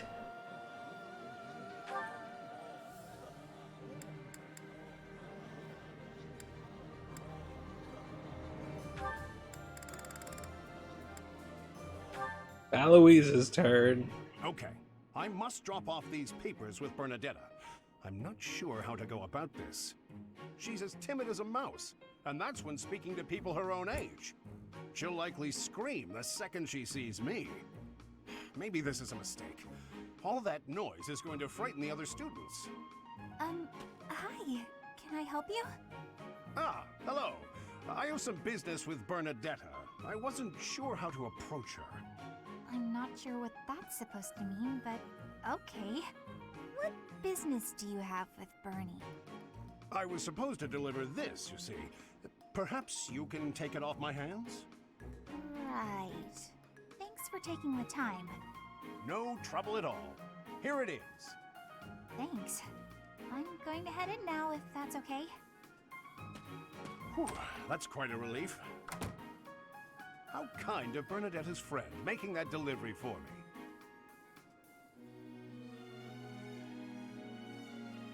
Wait a second. That was Bernadetta. But it couldn't have been. She spoke so normally. She didn't act frightened at all. In fact, she was quite friendly. Ouch! Oh, yes, it still hurts when I pinch my cheek, so I'm not dreaming. I'm glad the ordeal's done with, but now I feel terribly confused and a little worried. Meek little Bernadetta, what have they done to you?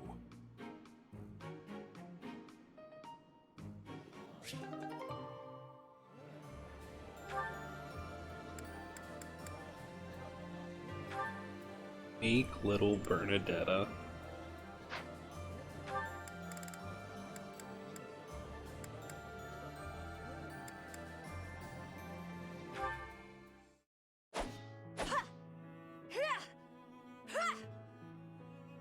Petra. You always seem so focused on your training. Ignatz, are you wanting something from me? I want to apologize about the glasses debacle. Apologize? I will give you my forgiveness, but I am not understanding.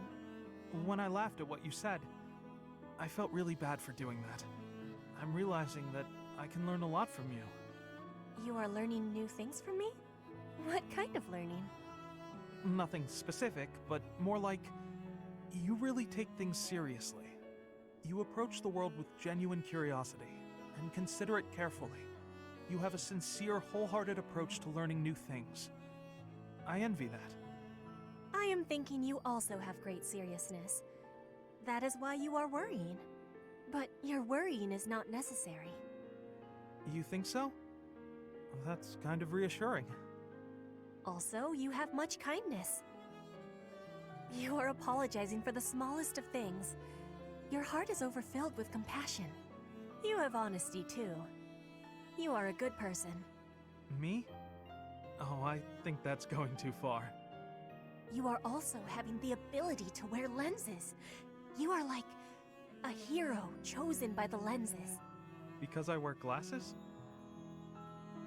That final one was joking. I do not always have to be serious. That was a joke. I didn't realize. I guess it was okay for me to laugh after all. You always look so humorless. It's hard to judge. Oh, I don't mean that in a bad way. You're a fun person to be around. I'll know that you're joking next time. Without you telling me. It is greatly important for us to be understanding each other. I think so too. I've been hoping to learn more about you. Then we can be spending much more time with each other and learning much.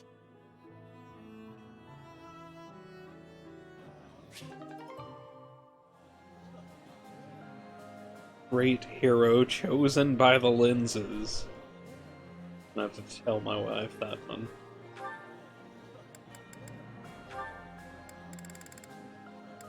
Eloise! Eloise! Ah, who goes there? Oh, Petra, it's you. You appeared out of nowhere. I have a question to be asking you. Sure, I don't mind. I'll answer your question. You are always surrounded by people. When you speak, they smile. I feel envy. I want to know the secret to having a happy conversation. Ah, you need a lesson on breaking the ice. That's a slippery subject, but I bet we can crack it.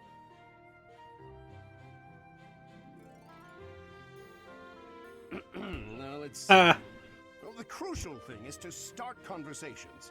Be proactive about saying hello. Ask questions. Also, it might help to stop sneaking up on people.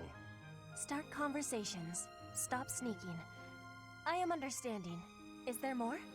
Well, you can always try throwing in a joke to lighten the mood. The trick is to keep trying so you get practice. Put your best foot forward.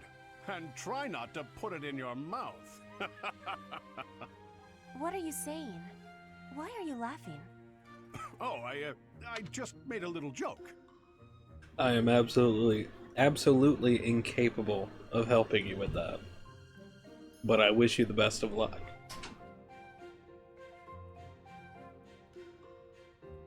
A joke? Can you give me more explanation? Put your best foot forward. That's an expression people say that means try as hard as you can. And putting your foot in your mouth doesn't really mean what it sounds like. When you put your foot in your mouth, you are saying something rude without meaning to. And so, what am I going on about? There's nothing worse than trying to explain a joke.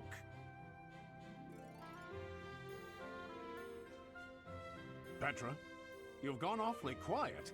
I suppose you've lost faith in me as a conversation tutor. You are playing with your words. We do such things in Brigid, too. In Fodlan, you have a strange way of playing with a word's meaning. I am admiring of it. You admire me? Oh, Petra, no need to say kind things out of pity.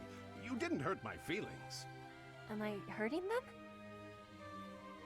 If you were sincerely complimenting me, then no. To think, you just started learning how to chit-chat, and you've already got a silver tongue. You really put your money where your mouth is. More laughing. This must be a complex technique for wordplaying.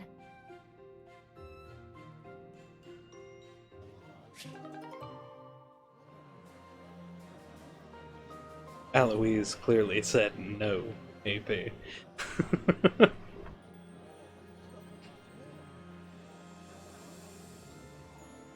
So Petra learns from Eloise what a joke is.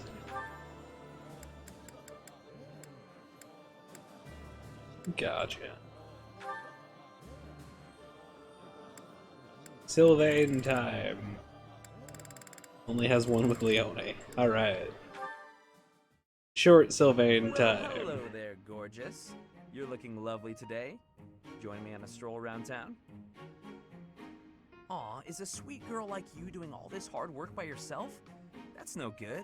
Allow me to help.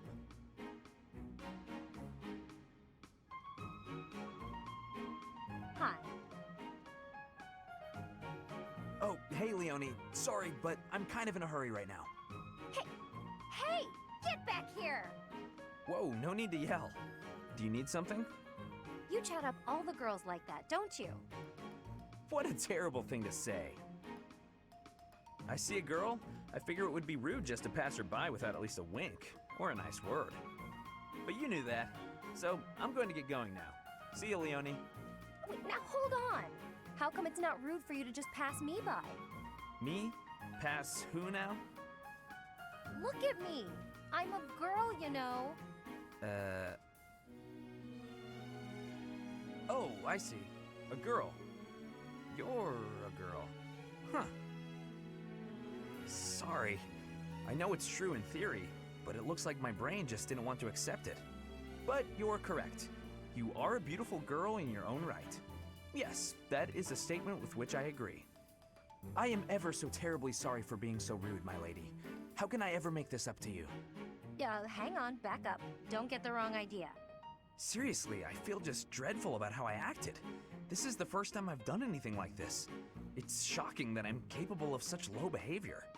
Even if you are a somewhat crude, I mean, spirited girl, that doesn't excuse my... What did you just call me?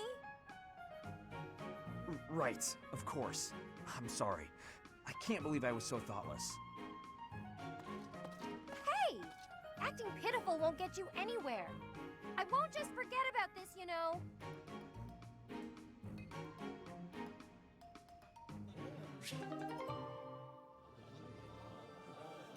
That was actually kind of fucked up, Sylvain. Kind of fucked up. Alright, moving right along. Mercedes time. A rank with a net. Here we go. Annie, do you have a moment? Is this about what happened when we were shopping? If so, it's fine. Don't worry about it. Not so fast. I haven't properly apologized yet. So, I'm sorry. I got scared. Imagine if something bad happened to you because of me. Mercy. You would have just run away if you were on your own, wouldn't you? Instead, you acted defensively because I was there. I dragged you down. Mercy, you're upsetting me. How dare you say that you dragged me down? You know why I was acting so recklessly? Because I wanted to protect my best friend in the whole world. Annie. Do you remember when we first enrolled at the academy? It seemed like everyone was leagues ahead of us and so far out of reach. I felt completely hopeless. But because you were there, I didn't lose hope.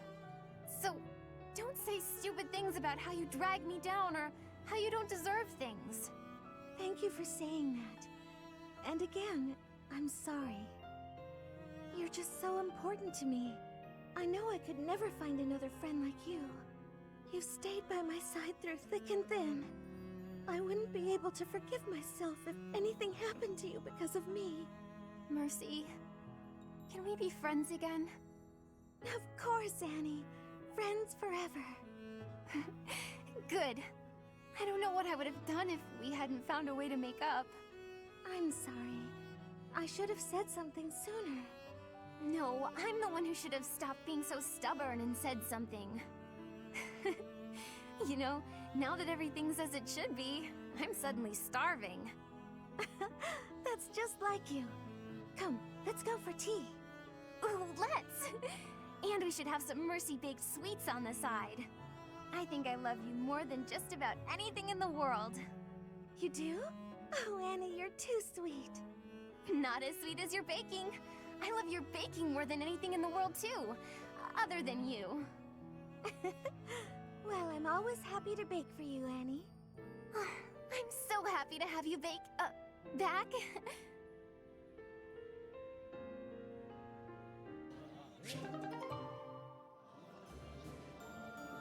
I think she's only in this friendship for the sweets.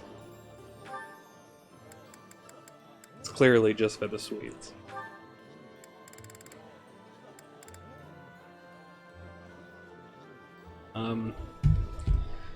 Quick, Beb.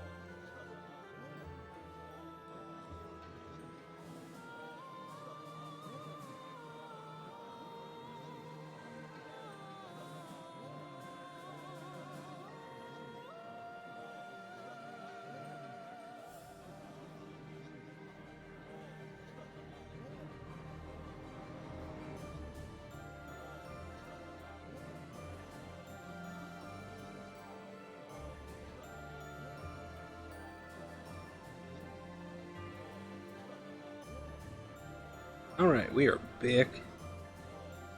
And time for Ingrid. Yay, Ingrid. Nightfall? Already? Suppose I'd better wrap up. Good work with your training today, Ingrid. Here's something to wipe up the sweat. Whoa, Mercedes. Hi. Hello. How long have you been... Thank you. You're very welcome. I've been here since you started. Not long. Huh. Well, my apologies for not having noticed you. I get so caught up in training, you know. But why are you here? I can't imagine it was too terribly interesting watching me. I disagree. I just couldn't help but admire your training technique. I have to say, you are very impressive. I'm nowhere near as graceful as you. Graceful? I wouldn't say that, but thank you. If I'm to be honest, I'm the one who admires you. Goodness, me? How so? You're always so put together. You hold yourself with such poise and have such a keen eye for fashion. I mean, even the handkerchief you handed me smells like... lavender, is it? It's just lovely. That perfume is a favorite of mine. I'm so glad you like it. Even the fact that you thought to put perfume on your handkerchief is delightfully foreign to me. I'd never have thought of that. I'll gladly share some with you. You're welcome to come visit my room whenever you'd like. We can have tea and chat. How does that sound? That sounds really nice. Yes. Sipping tea and having a chat. It's unlike me, but it sounds lovely. From now on, we'll meet up whenever we have time. We can go right now if you're free. Oh, no need to trouble yourself and rearrange things for me. It's no trouble at all. You'll never know if you're the type who enjoys chatting over tea if you never try. All right then.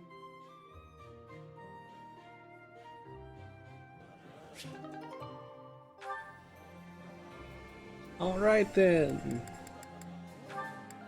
Eloise is next, right? Yeah. Mercedes, hello. I have a request for you. Oh, Aloise. What could you possibly need at this hour? A little birdie told me you're good at telling ghost stories. I suppose I am. So it's true. Excellent. I'd like to hear one of your finest ghost stories. Would you be amenable? Goodness, you want me to share one? Well, certainly. I'm rarely asked to tell ghost stories. Which should I tell? Perhaps the one I heard in the monastery the other day. Oh, wait a moment. Is something the matter?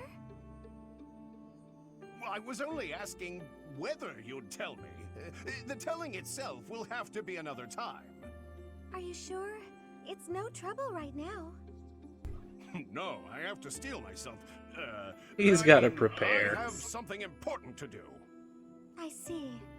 That's a shame, but I suppose it can't be helped. If you don't mind my asking, why the sudden interest in hearing a ghost story? Well, you see, ghosts terrify me.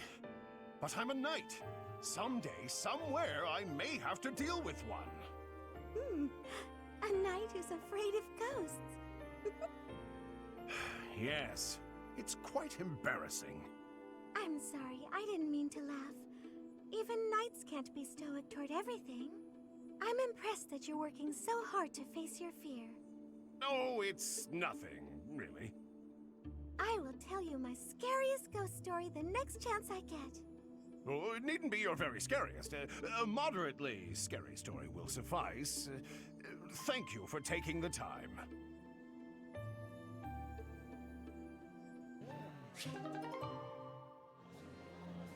Aw. Okay. Mercedes and Yuritsa.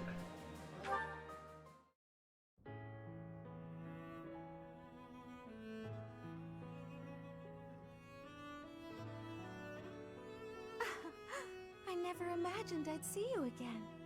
Indeed.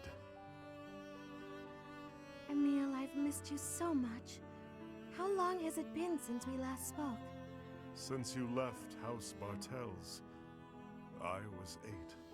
And just look at you now, all grown up. I notice that you still indulge in sweets. It makes me happy to see that you're still the same in some ways. It has been some time since I've tasted such a thing. Well, of course. That's because this is a recipe only Mother and I know of. Oh no, you've gotten crumbs all over your face. Sit still while I wipe them off. Stop it. Oh, come on. Allow me to be your big sis. It won't hurt you to indulge me. Mercedes, the little brother you once loved, he is no longer here. It doesn't matter to me how you've changed. You will always be my baby brother. You are precious to both me and to Mother. Mother is well, I assume. She is very well. You should send her a letter. She'd be so thrilled. I suppose. Mother has always borne a deep regret over what happened. We should have brought you with us. We never intended to leave you alone with House Bartels. Perhaps not. But it was wise of Mother to have only taken you. As the heir, if she had taken me, Father would have searched relentlessly for us all. And had he found us, I feel certain he'd have killed you both. Yes, that's what Mother said too. He'd have done exactly that. You know, I've heard about what happened. About killing the family of House Bartels. And? Are you afraid of me? Or do you despise me? Neither of those. That isn't why I bring this up. I understand your reasons, but it's a terrible thing to take a life. You understood that even then. I've been waiting a very long time to ask you. Why did you do it? Why did you kill your father? Because I wanted to. I know you're avoiding my question. I can hear it in your voice. I won't ask any further if you don't want to tell me why. But just let me know if you ever feel ready to talk to me about it. Understood. The time may eventually come. Until then, I'll wait patiently.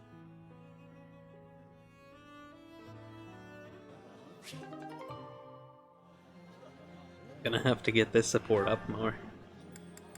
Mercedes, done! Annette time. Annette and Hanneman. And that should explain it. Did you understand all of that, young Annette? I did. Thank you very much. Oh, but I was also wondering about this part here. It seems a bit off. The support between Annette and Hanneman. Two of the fan favorites of the chat.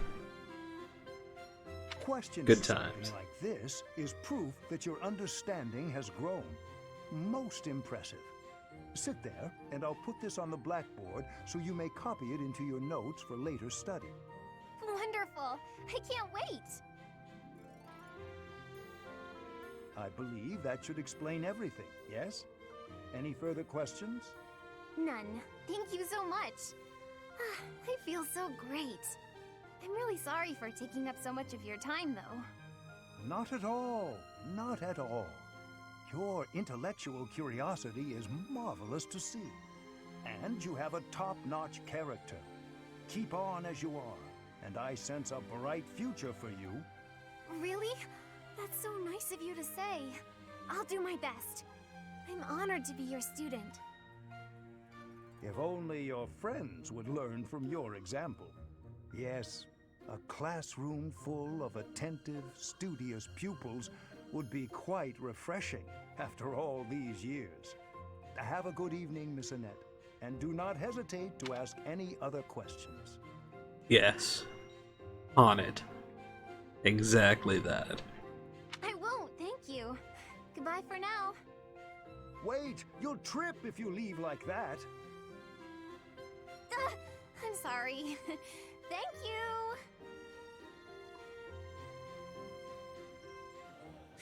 Wait, no, you'll trip. Crash. Annette, done.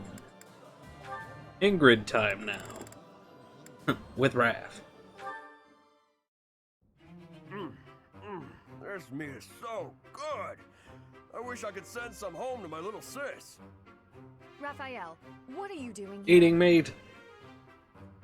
Oh, Obviously. I was just enjoying some of this roast. Did you want a bite? No. I meant, what are you doing here?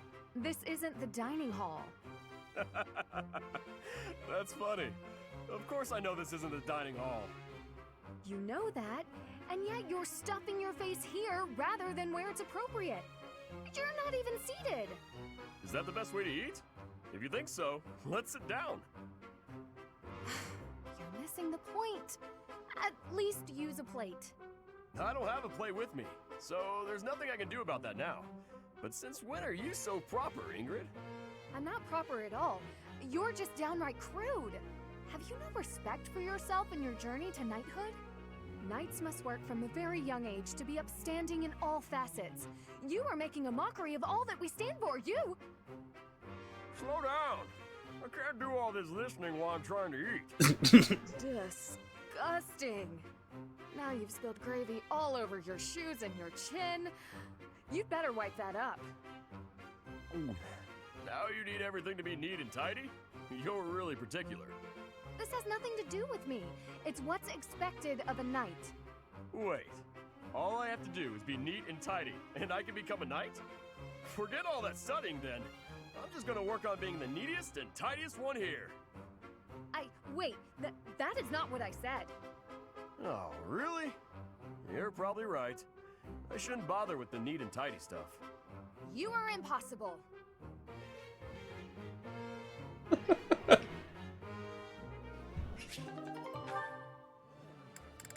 Ingrid, done. Lauren's time. Lauren's got two. Hello, Marianne. You're well, I hope? I am Lawrence. Thank you. I cannot help but notice you do not look it. Is that so? You're fine.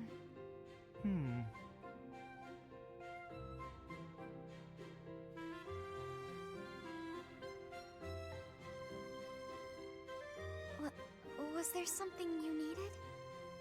How unseemly of me. My apologies. It is not my intention to stare. Does something about me seem off? Oh, not at all.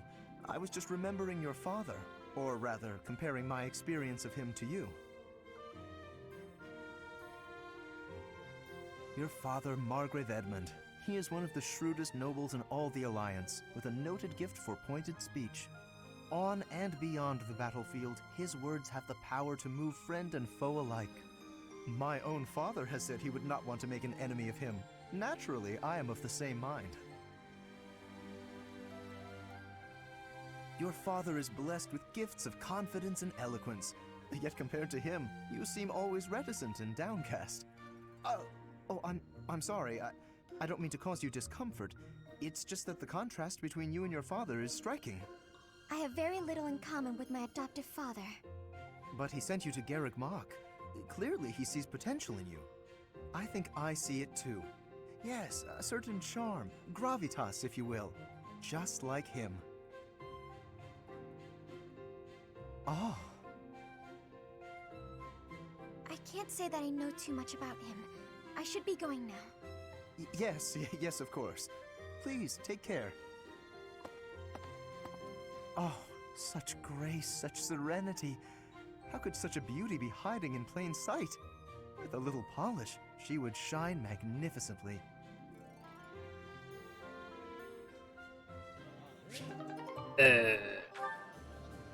Still Lauren this time. Leonie! Hey, Lawrence, got a minute? Certainly. I trust you're well? Doing great. I found a load of old weapons, just got done hauling them out of storage. Old weapons, you say? If there are any interesting swords in there, I would love to see them. They might only be good for training, but with a little care, who knows? Here, have some oil. And why exactly are you giving this to me? Like I said, they need a little care. With a bit of maintenance, some of these will really shine. Yes, I heard you. So why did you give me the oil? It's for polishing, Lawrence. Don't tell me you've never polished a weapon before. That is hardly a task befitting someone of my station. If you had an exquisite blade, something of real historical significance to complement my noble heritage, that would be another matter. In that case, appraise while you polish. You're bound to find something good working through these. This seems as fine an occasion as any to air my grievances. I am a highborn noble. As such, it is my sworn duty to protect the common folk. I have no time for trivialities. What's more, you seem to be under the misapprehension that you can order me about. Please think carefully about how you speak to me. I'm not ordering you around. And I'm not talking to you as a noble either. I'm asking you to help me with this. As a friend. I am your friend, but I am also a noble. Those two qualities are not mutually exclusive. Oh, good. Let's get to it then, buddy.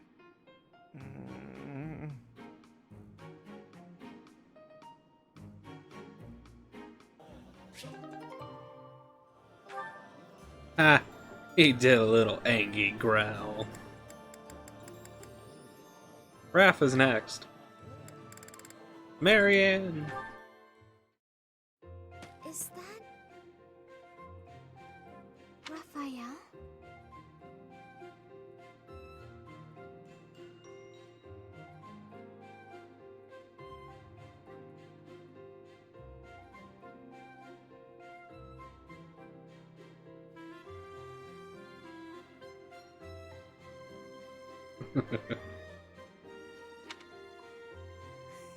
Yeah, I get it. But you can't be so picky. You need some meat in your diet.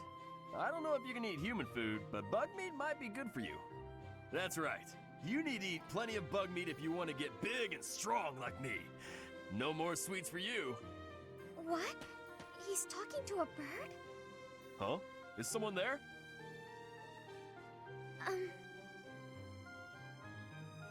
Oh, Marianne! You're right on time. This little birdie was telling me that he misses you. And,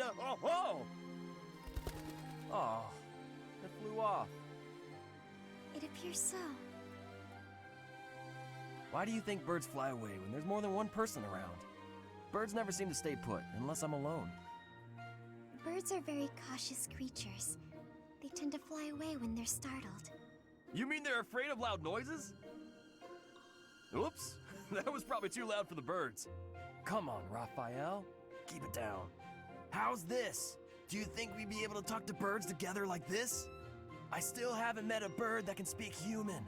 I was hoping you could introduce me. Huh? I thought you were just talking to one. I was mostly talking at him, not to him. He just said chirp chirp and stuff like that. I had no idea what he was talking about. I don't think he understood me either. Marianne, you always know which birds understand what you're saying, right? Next time you find a bird who understands you, I hope you let me know so I can join the conversation. Now what am I supposed to do?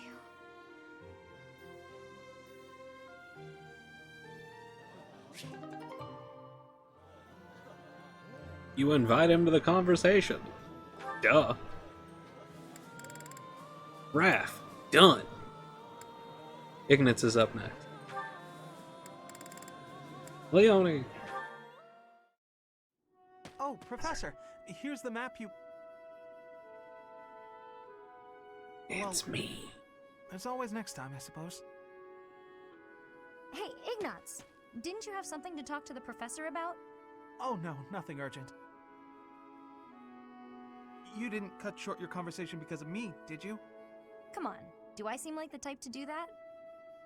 No, I just had a couple of questions about the bows. We're done now, so I thought I'd come and tell you. The bows? Is something wrong with them?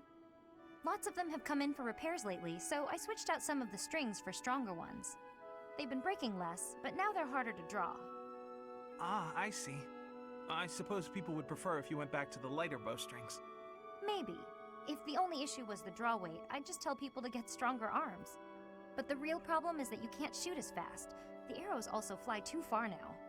I can see how slower shooting is a drawback, but the arrows flying farther, that actually sounds like a good thing. Sure, on open plains, but up close you lose accuracy. That's why I thought it might be good to use different bowstrings for different scenarios. I wanted the professor's opinion about that. Oh, good point. You know a lot about bows, don't you? Guess I do. I grew up in a hunting village, so I've been around them my whole life. I wouldn't say I'm necessarily better than anyone, but at least I know what I'm doing. And you? Do you have something you're really good at? Me? Oh no, I don't think so. Well, I'm sure you'll find your thing someday. I hope so.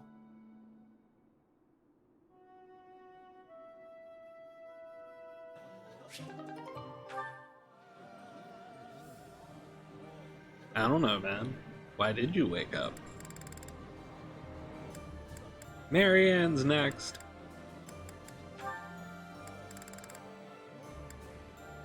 Leonie.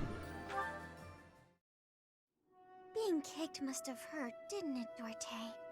Do they think you won't gallop unless you're in pain? It must be difficult letting those brutes ride you. Hey, Marianne. What are you up to?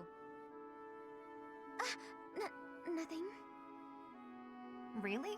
I was sure I heard you talking to someone.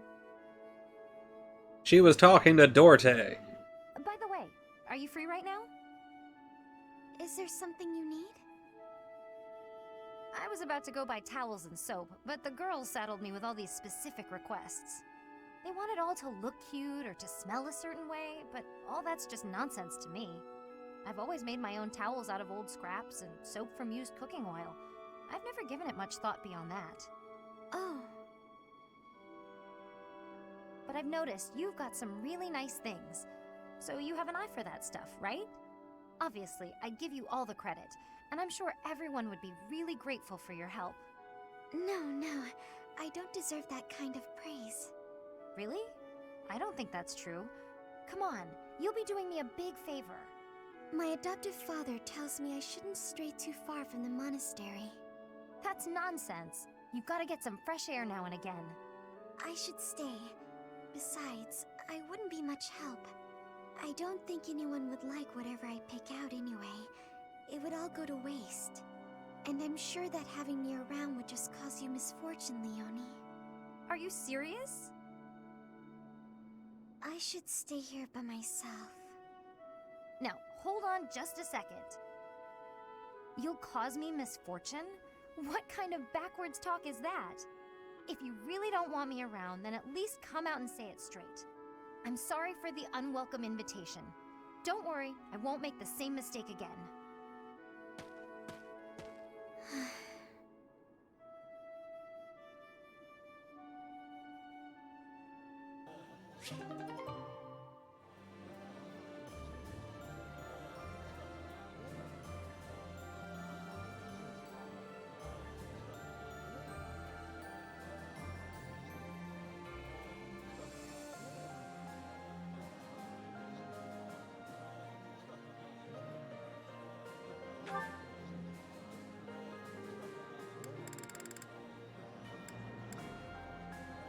Last one, Manuela and Eloise.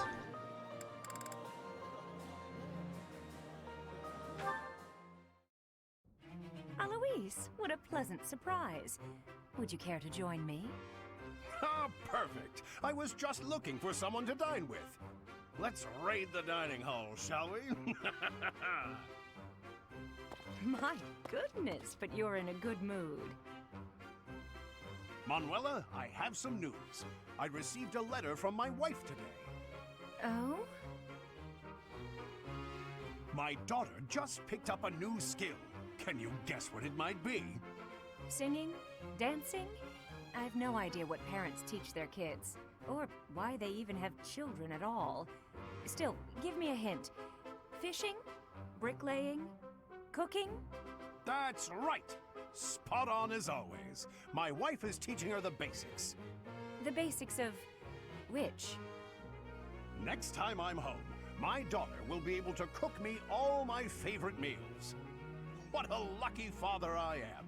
Is any father in the world luckier than I? I don't know. And I don't care to know. My wife greeting me at the door. My daughter's nervous face as she sets the meal on the table. I'm so excited I bet I won't even be able to taste the food as I devour it. Wouldn't your daughter appreciate it more if you took the time to savor? Then I'll say, how delicious! That was the second best meal I've ever had. Not first best? Shouldn't you encourage her? Mommy's cooking is the best, but you're a close runner-up, darling. Why would you say? Oh, Daddy, I'm so happy you liked it, she'll say, as she embraces me, a big smile on her little face. Ah, what could make a man happier? You've forgotten I'm here, haven't you? Oh, all I wanted was a dinner companion. What did I do to deserve this?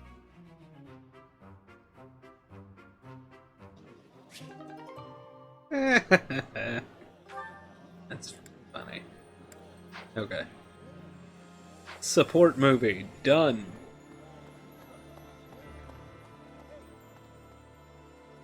I don't remember if I did. Let me check the shops and the gardening. Okay, I did do that.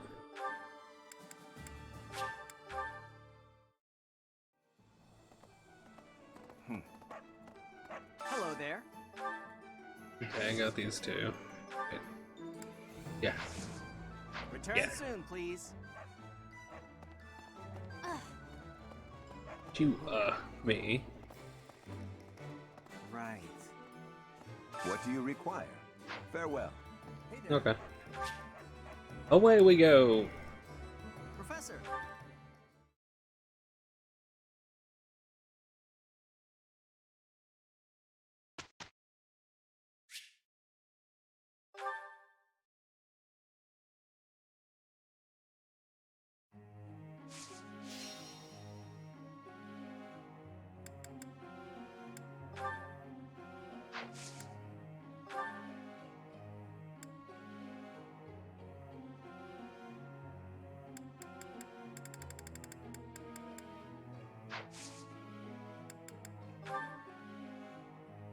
Who are we teaching?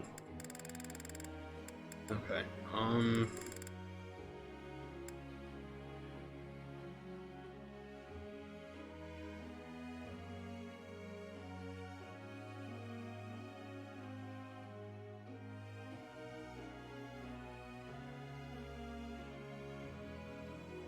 let me grab my notebook.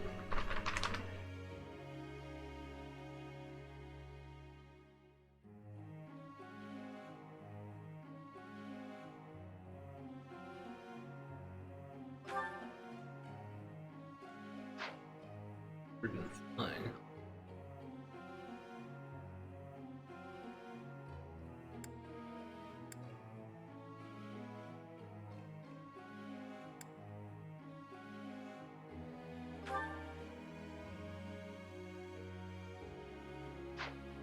Writing one up.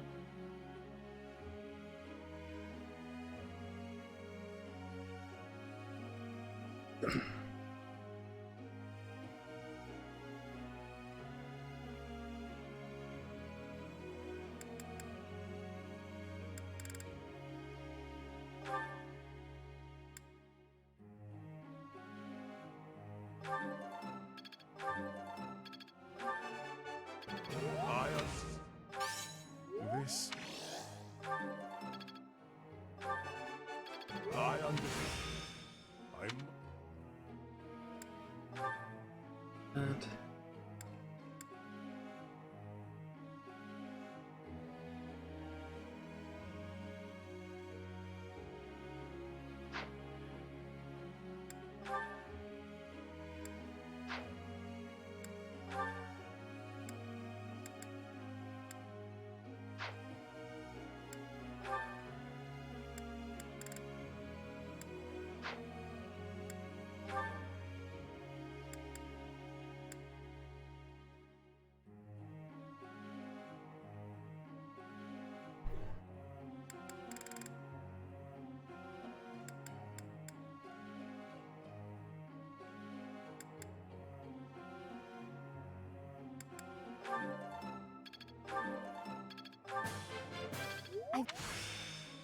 This'll be...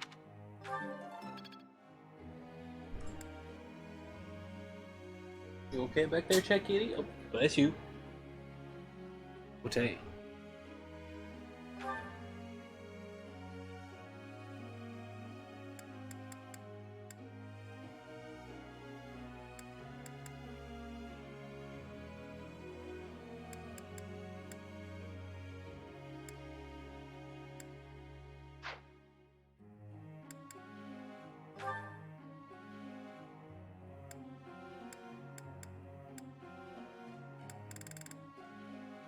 What was I gonna do with Ignatz again?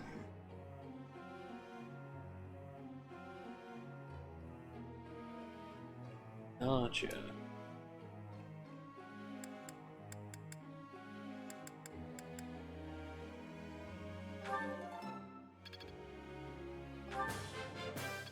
I've really... Now to keep... I've...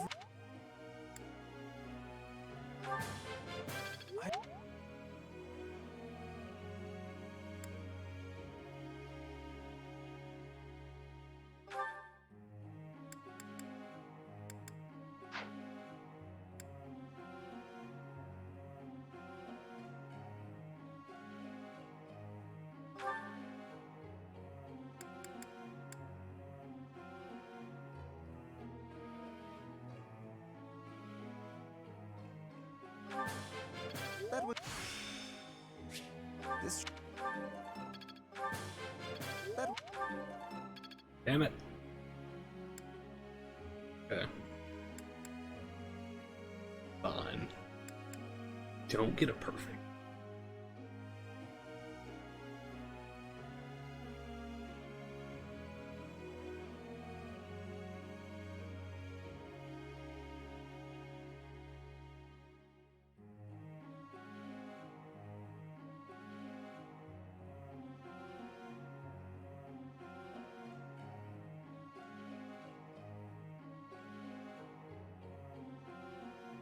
Don't.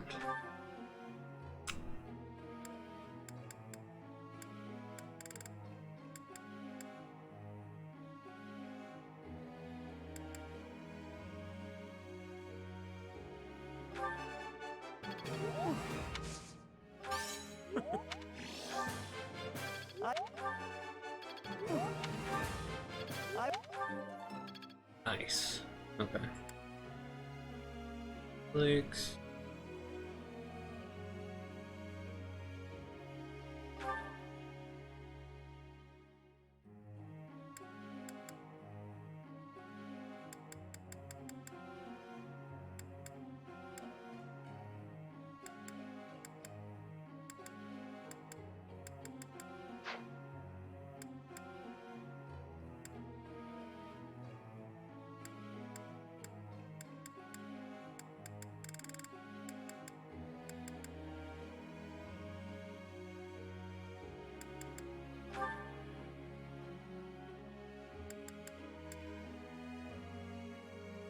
Oh. Okay.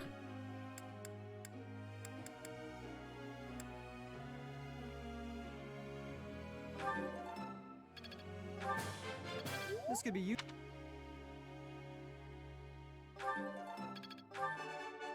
It was... Of course.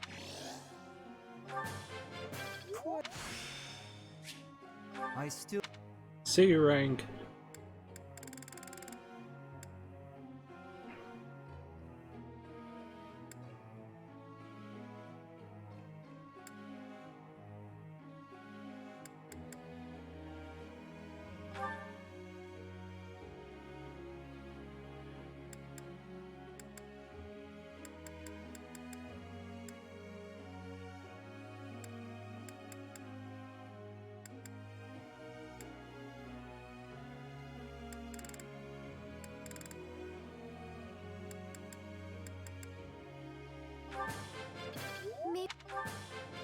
Maybe...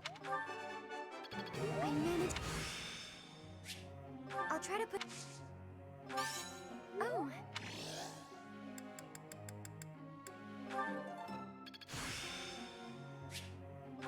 think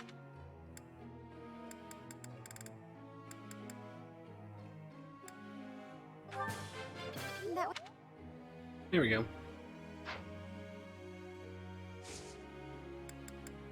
We're done. Pretty sure, anyway.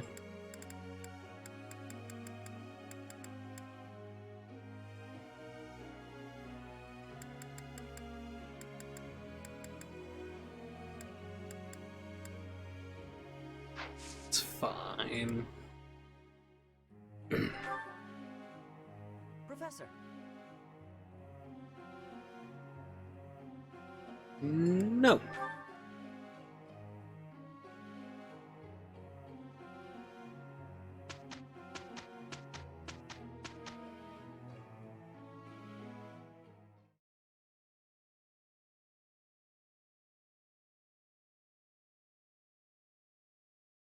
We get the fun dialogue again. Look, Hanneman, all your faffing about landed us a mediocre result. What a complete waste of time. I accomplished my duties well enough. Perhaps the problem is your bad behavior.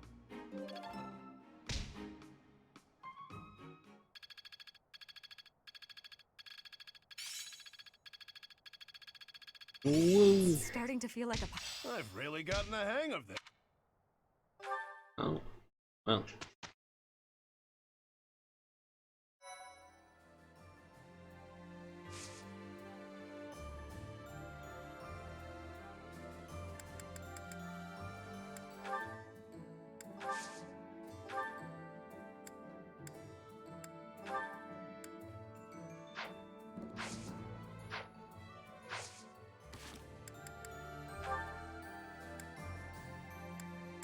Really? Alright. One more support movie. Hanneman and Manuela. Support short. Manuela, isn't it a bit rude to sigh at someone the moment you see them enter the room? Hanneman, isn't it a bit rude to tell others how to behave?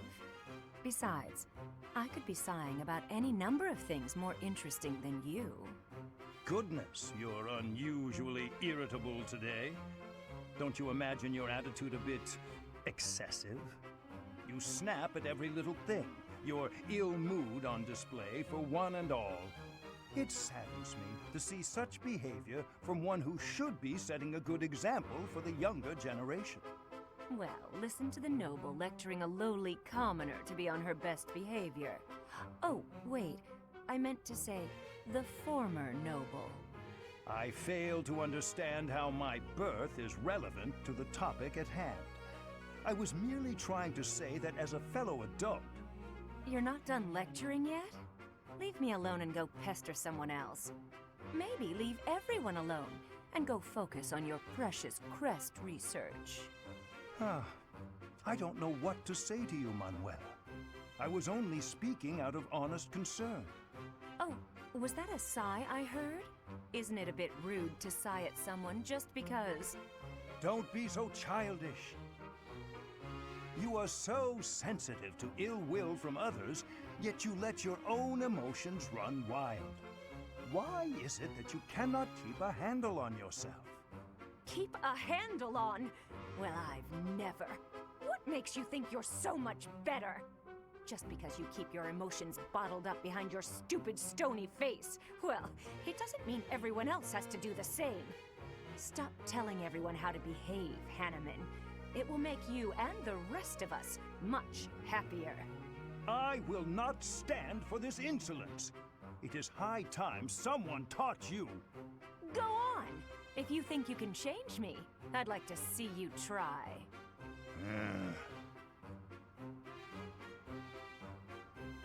Ha! Thought so. You wouldn't dare. Absolutely insufferable. They're the best of friends.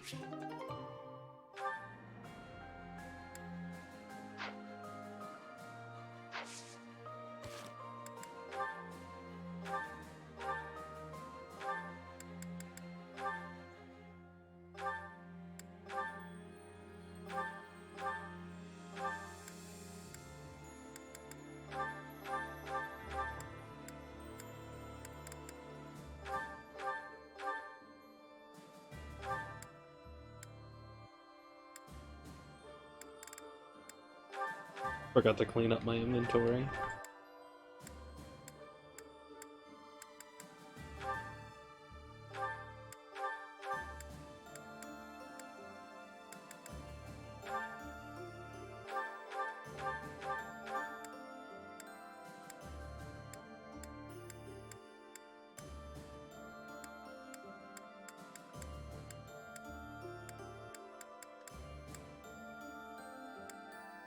All right.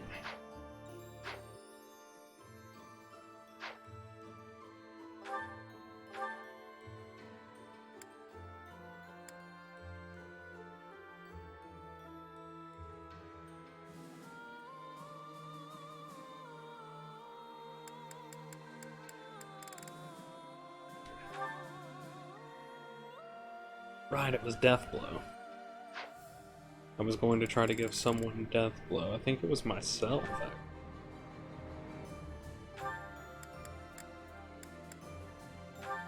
No, not combat arts abilities.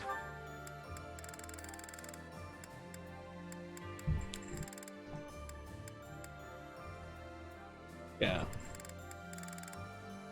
And I'm gonna hope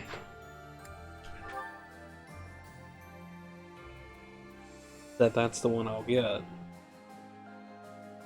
Just because I've already got, or the only, I've got Smash, Close Counter, and HP plus 5. I don't have Hit plus 20 though. So I hope I get Death Blow and not the Hit plus 20.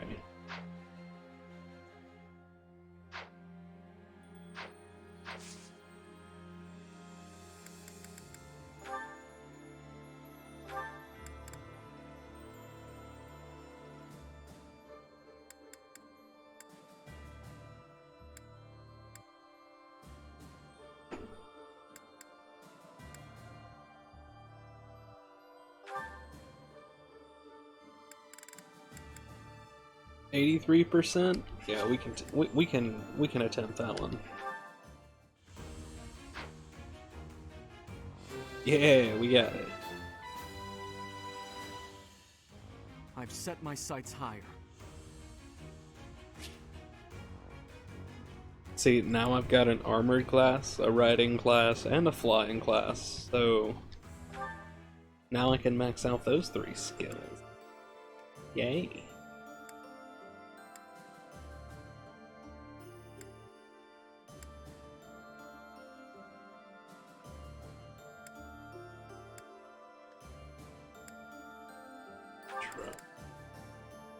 Still not close enough, I guess? Oh right, Lance. I need to level up her Lance. Shit, that's right. Stupid.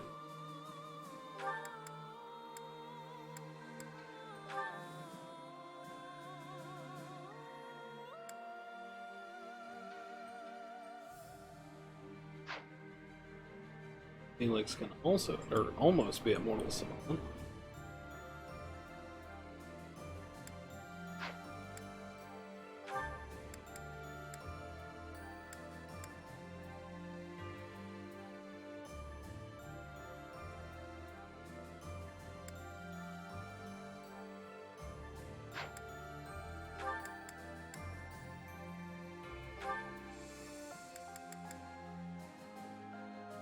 I think we need to be higher for something.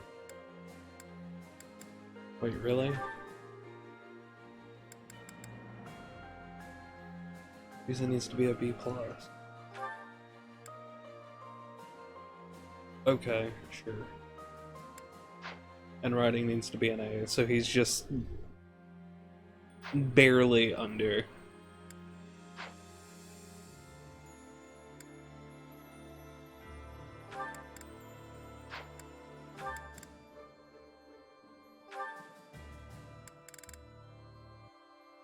%, still not a guarantee though.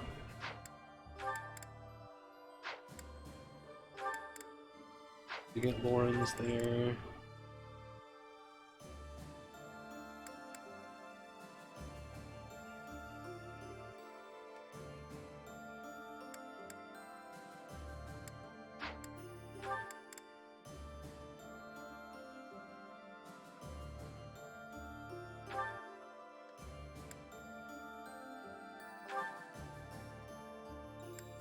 Needs just a little bit more reason and he'll be at 100%.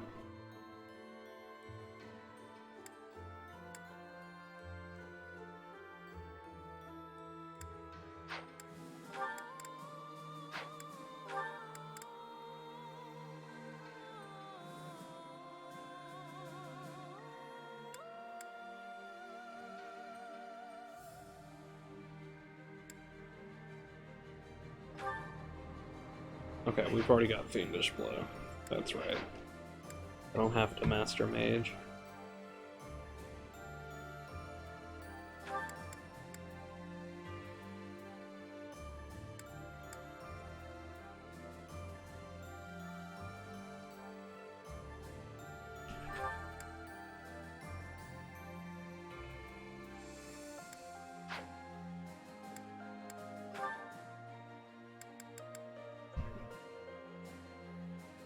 He needs an A with bow.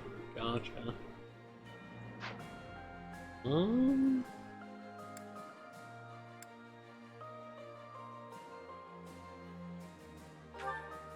that case, do I want to...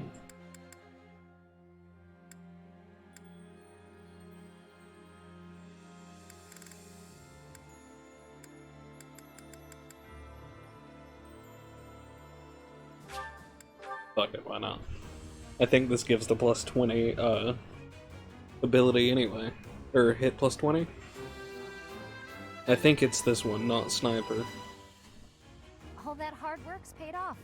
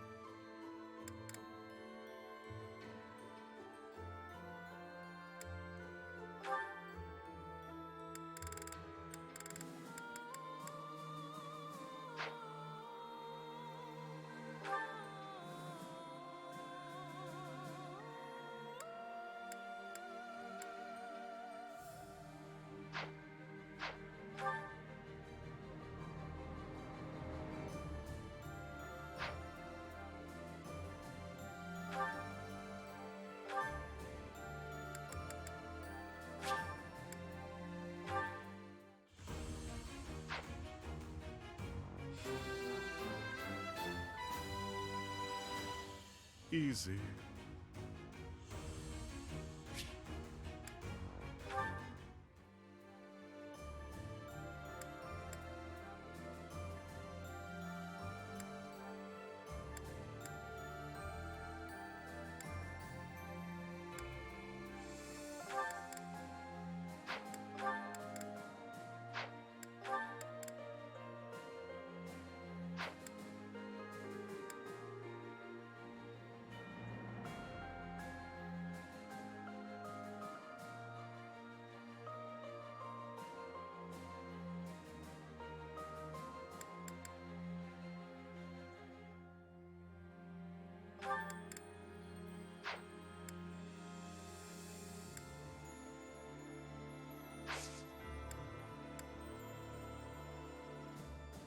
Okay.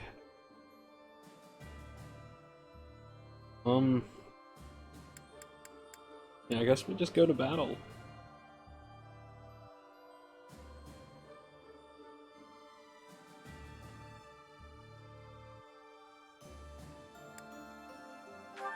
Or maybe a seminar?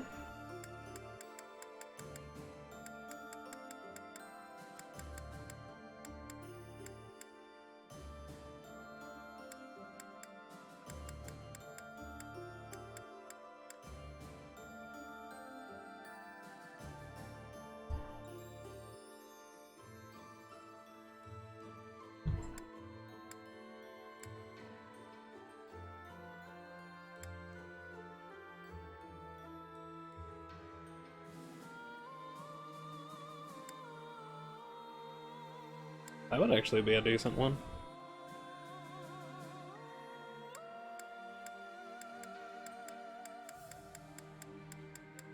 Does anybody teach anything like riding or heavy armor or flying even? No? Damn seminars.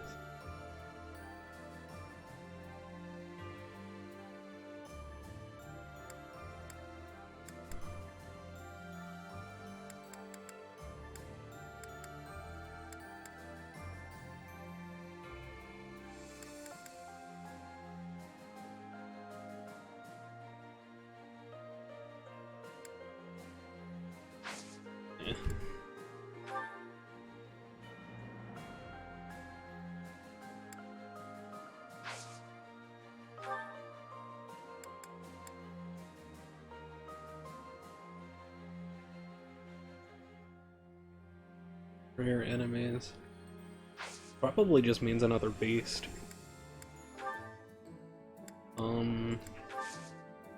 Reminds me.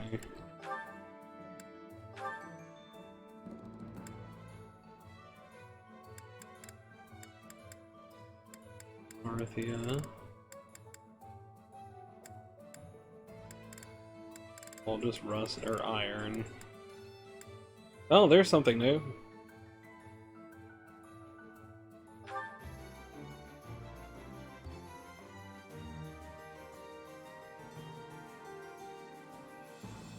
Oh, it's got a 1 to 2 range.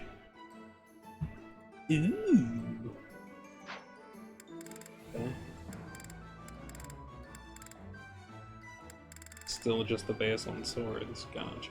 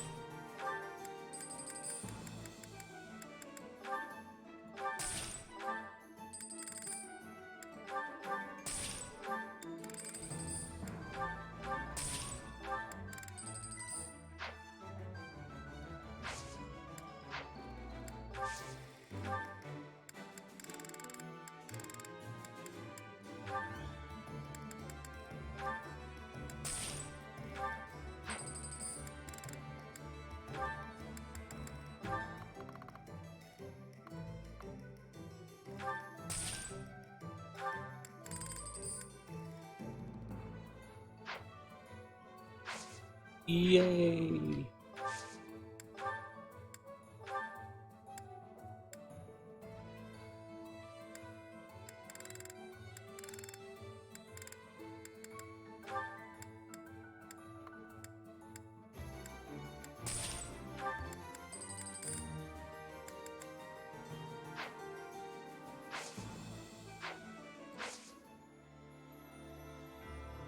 Okay. Oh yeah, just gonna figure out a seminar to do.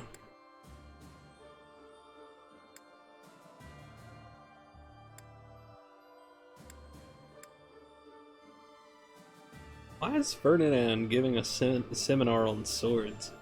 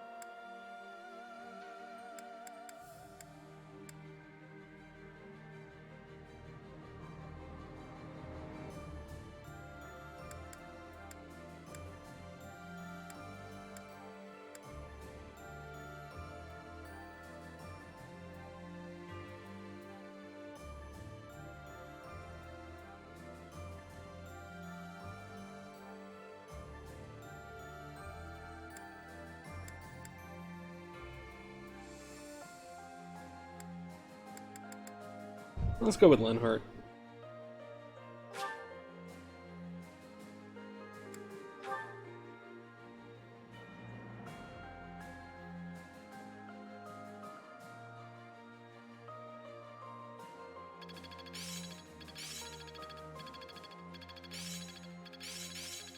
Growth sustains me.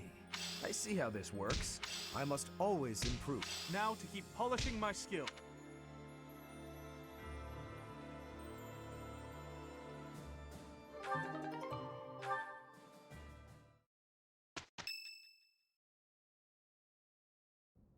It's almost time to depart. Are you ready?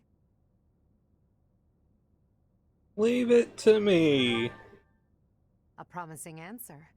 Whatever happens, never allow your foe to see any weakness. We must pay close attention not only to Claude's schemes, but to the man himself. He's a master archer who wields the legendary bow, Fail Not. He won't fall easily. Fail Not? It's the relic of House Regan. That bow once belonged to one of the 10 elites. Professor, do you know the true story behind the legend? The relics were created by the hands of mankind. Saros collected them after killing the 10 elites. Saros manipulated the people of the world and defeated the all-powerful King Nemesis.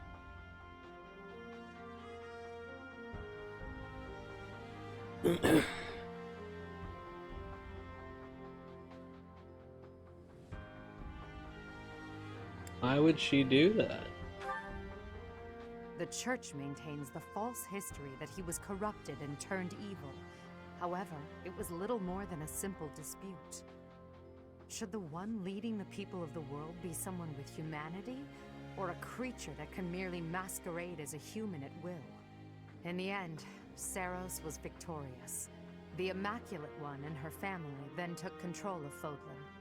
I know this because that knowledge is passed down from Emperor to Emperor.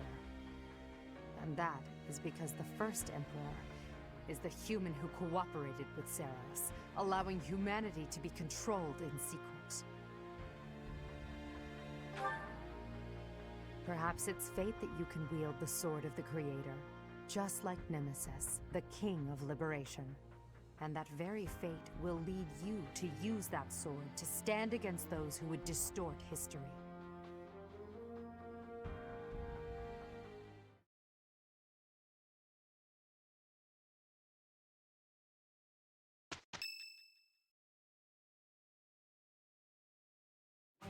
It seems they've set out from Garreg Mach, and that's sooner than expected.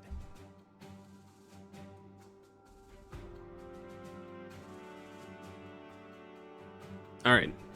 I'm gonna take a food beb, and then we're gonna do the mission, and then I'm gonna call it a night after the mission. But, food beb. Now.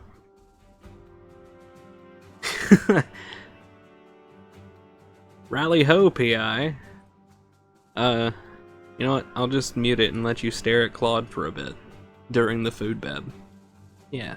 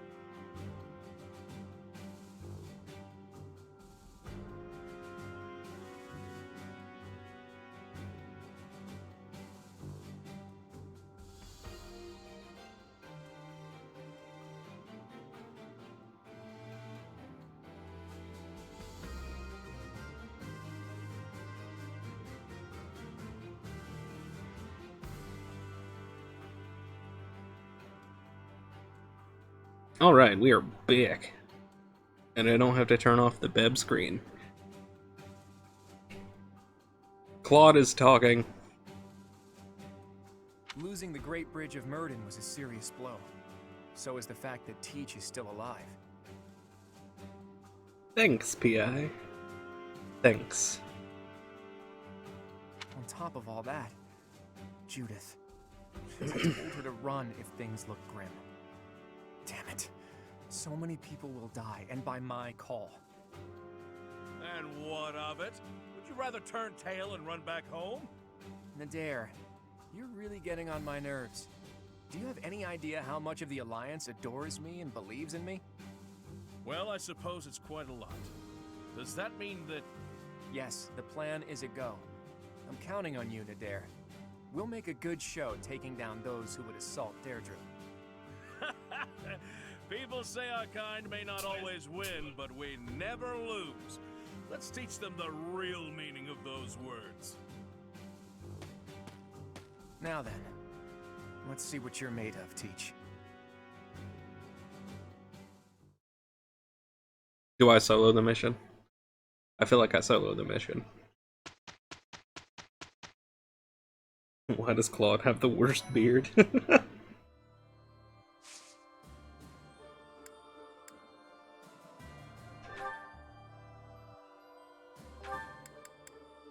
I don't know, man. I don't know.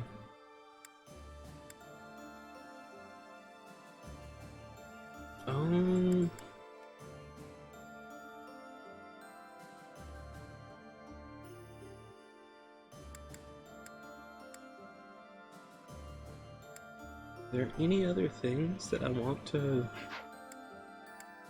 I don't think so. At least not right this moment.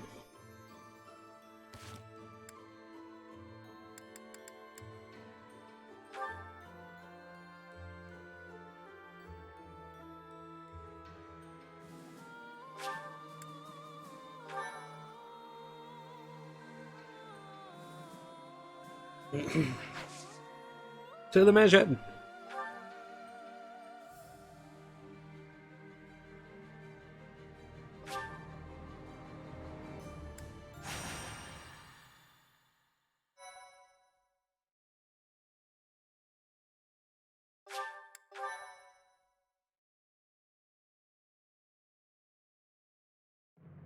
I should have known there was going to be another North save. of the Great Bridge of Myrden, the Imperial Army passes through the Allied territory of House Gloucester and invades the land of House Regan, which leads the opposition.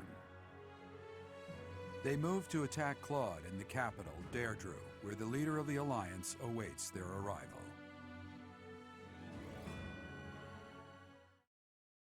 Oh, wow, thanks. Thank you. Thank you.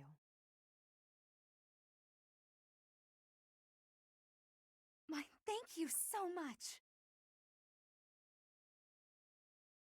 Thank you.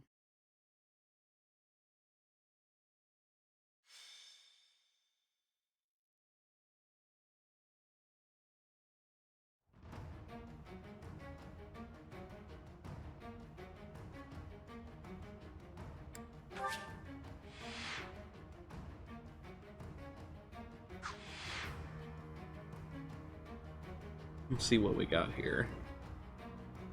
Beat the enemy commander or all of my units fall.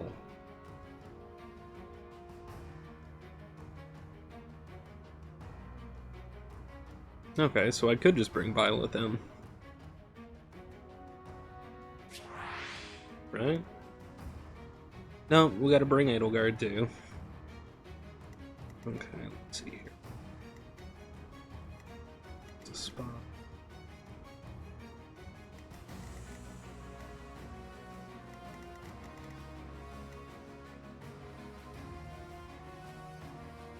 There's Hilda. With the fancy killy axe.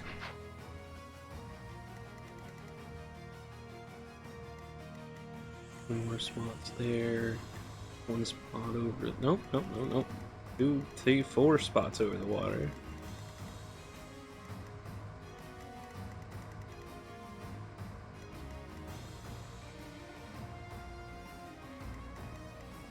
We got 2 spots on this little bridge thing here. Alright.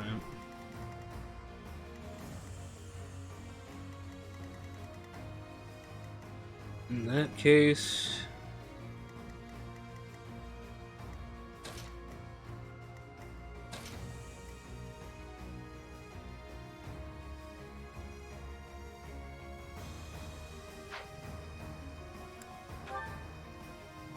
I'll just keep this group.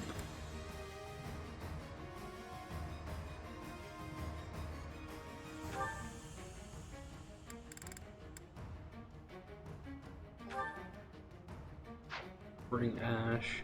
Welcome.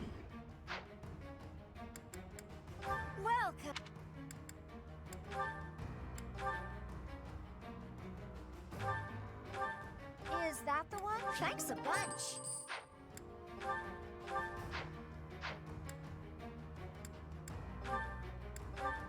Is that the one? Thanks a bunch.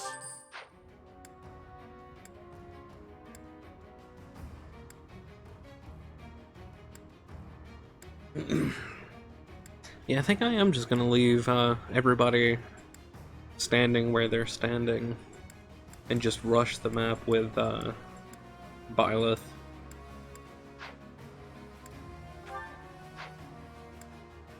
Come back. I am going to equip him with better things, though. Store... What should we give him? A silver bow, maybe?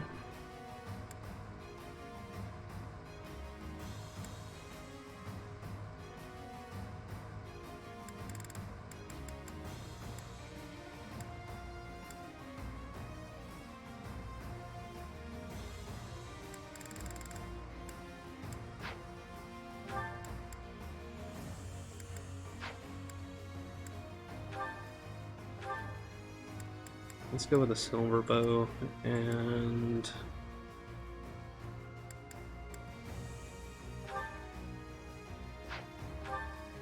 this one.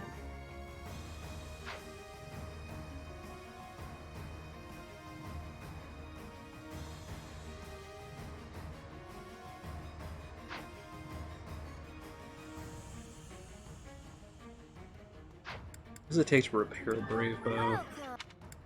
I might not want to bring that after all.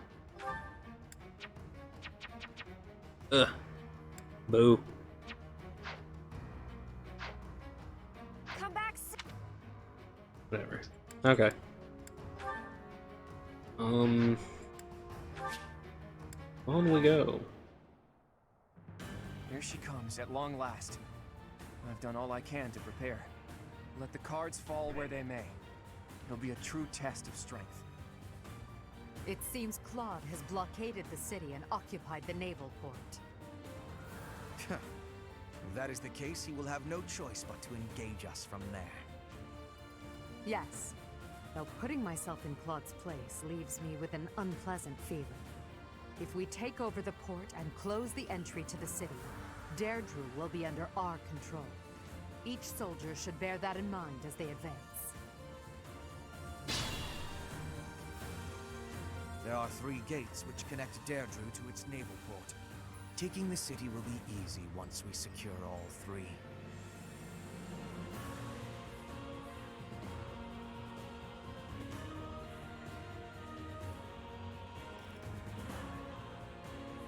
Keep the enemies in front of the gates to stall the reinforcement. What's my strategy?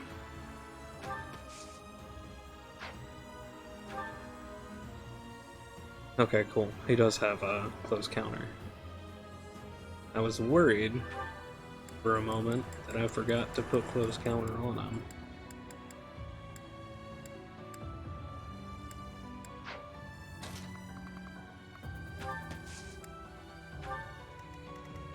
I will prevail. Ready when you are.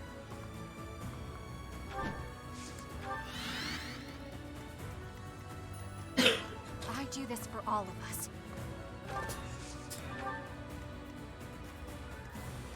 I'll do my best. Oh, boo.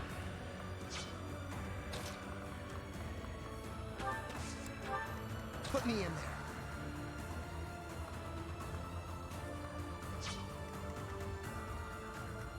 At your service. And move these guys a little closer just in case I need the healing. Hopefully that won't be the case.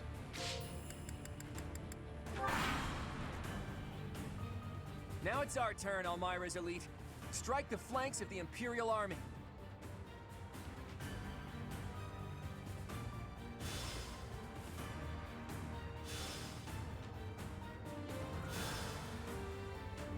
Oh, yes, that Those guy. fangs and claws the Alliance fears so much will now be their salvation. Leave it to us, kiddo. My undefeated streak will live on. Another chapter in my heroic saga. Yeah, except I'm heading. Flag and banner. Is that the Almiran army? Ugh, you really did it, Claude. This is no ruse. That is Nadir, an Almiran general. Take care of them quickly, especially those Almiran wyverns. How's this?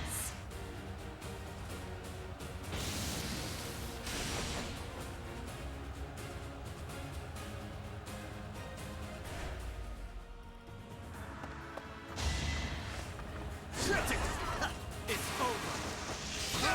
It won't be in vain.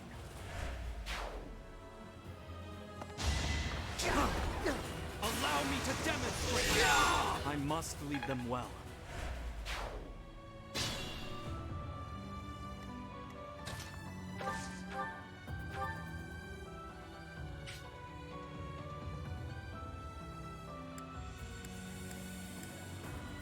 Jesus. Alright. Well, this is gonna be fun. Yes, I've got you. Nice. I'll be home again soon. I'm impressed.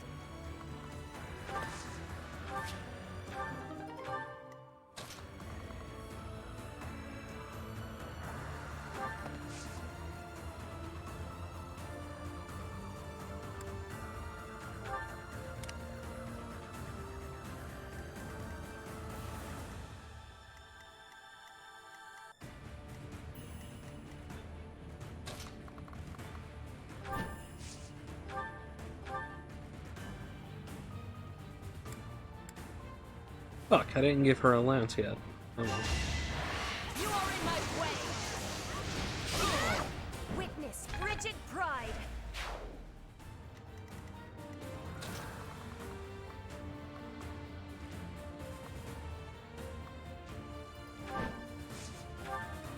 I didn't see the bow users over on the other side. Yay. You took me lightly.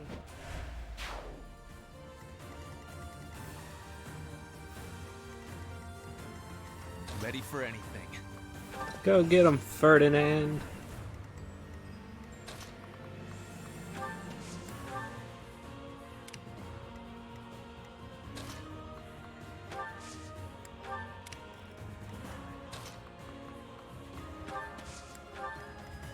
I'll cut a bloody path. For the Empire.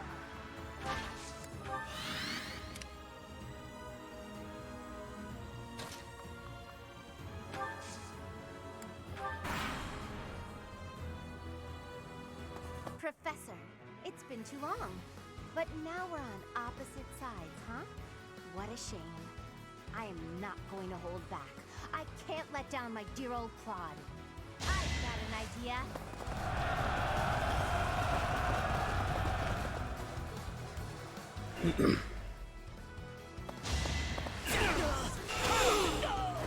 This could turn the tides. Here is something to believe in. All is going to plan. Nice.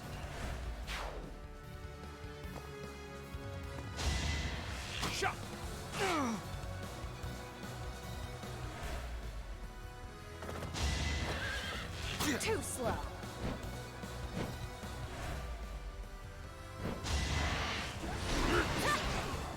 To survive, I will win! Each battle a victory.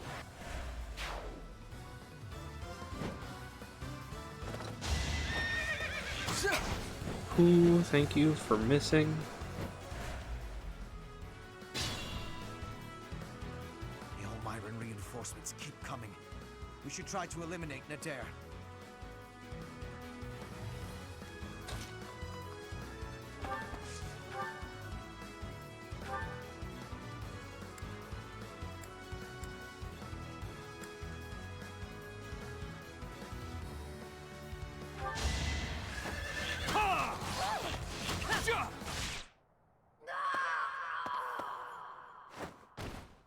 It's been fun, Claude. Sorry to go so soon. I did it. I did it. I murdered Hilda. Yes. Hilda! Why didn't you retreat? I counted on you retreating. Whoopsie.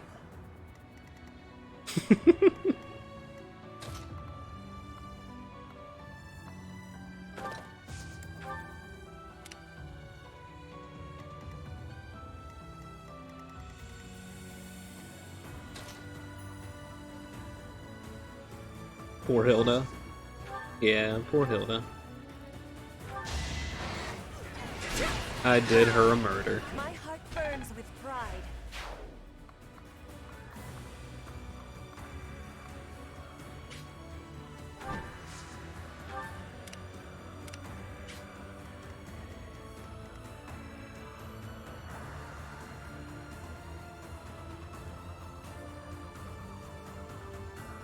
Oh, thank you. A little bit faster than me. I was almost there.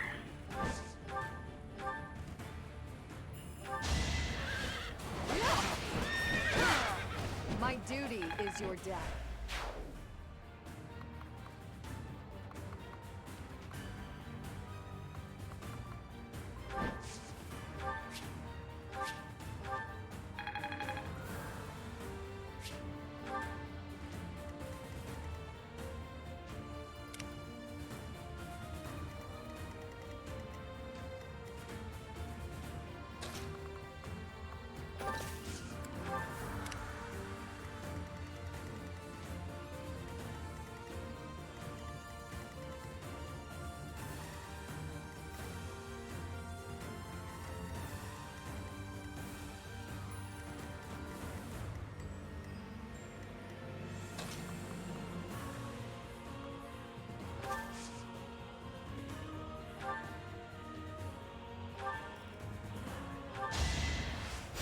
Thank you. Top him on.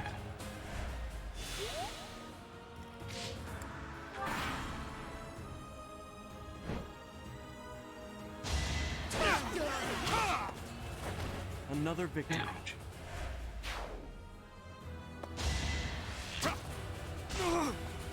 Really?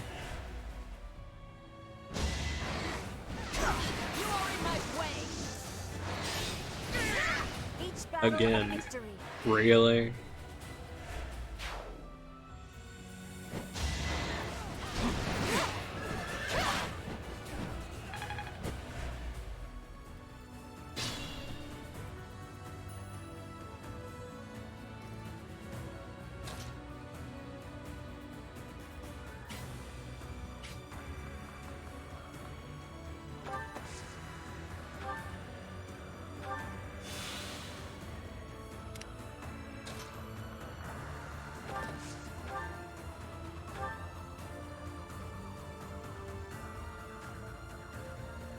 Oh, he's got a tomahawk. Okay.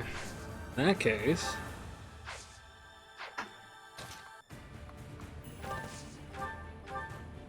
Yeah, can't hit me from there. Haha. Sorry, but this is war. A little scratch won't stop me. Nice.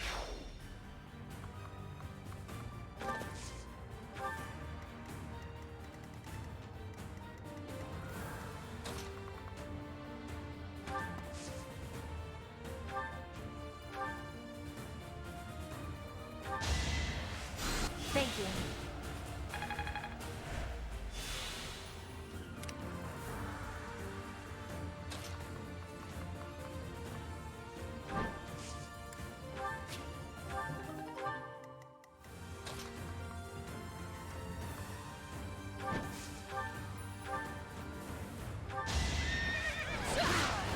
I shall not stray.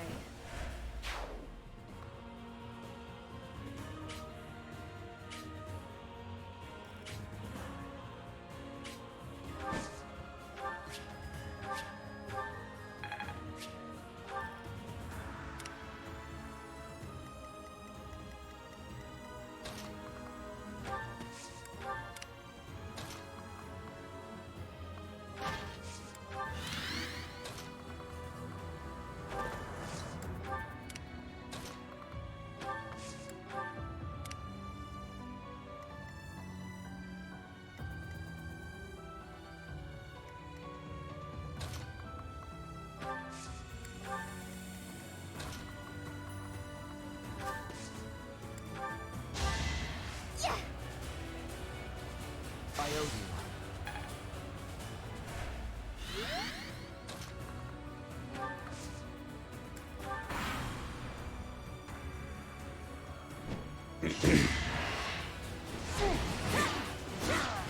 Witness frigid pride. It's been 30-odd years since I first set foot on a field of battle.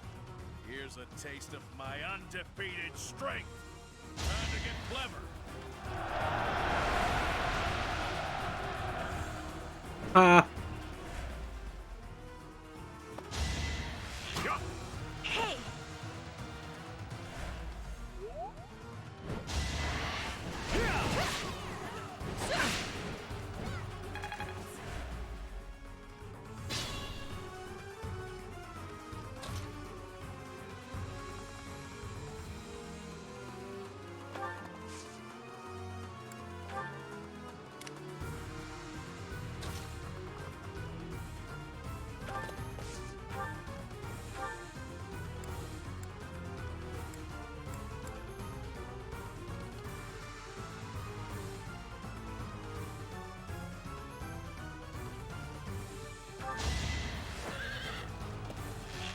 Hope for a crit.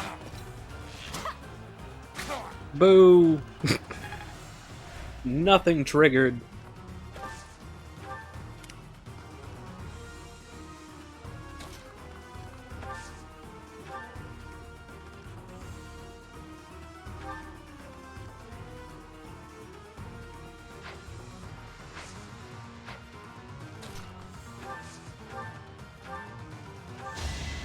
Your end has come.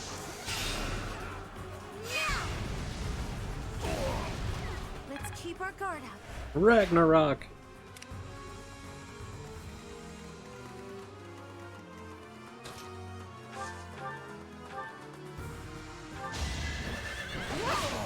It is done. Onward.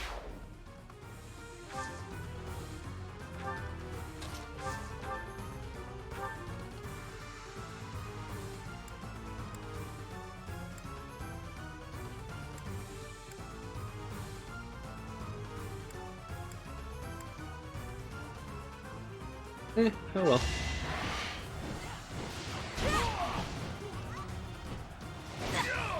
With all of my might.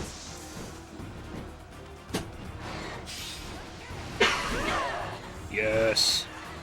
Sorry, kiddo. It seems we'll have to withdraw.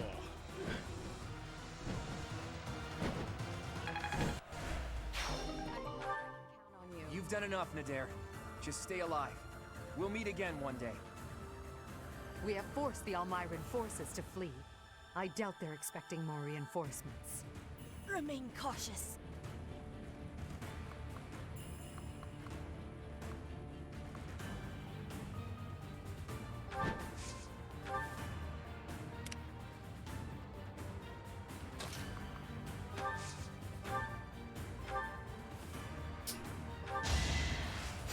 Appreciated.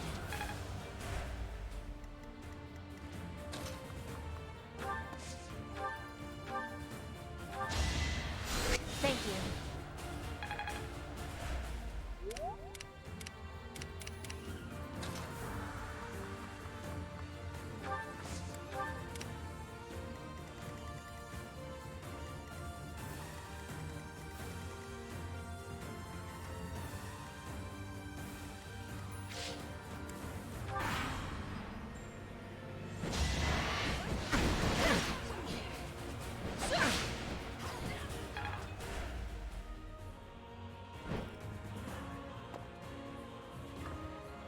Oh, okay then.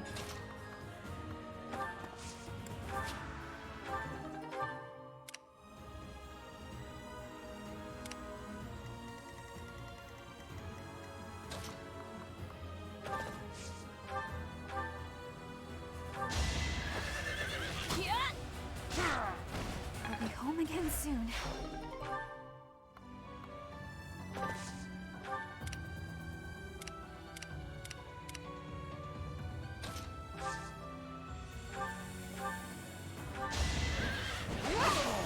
My duty is your death.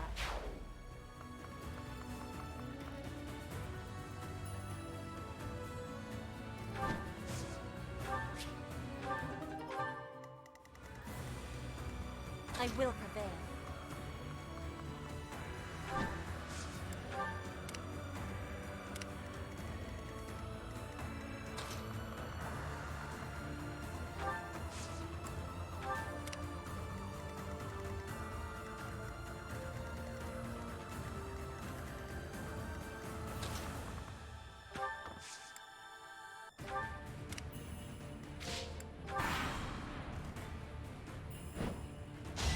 Pointless.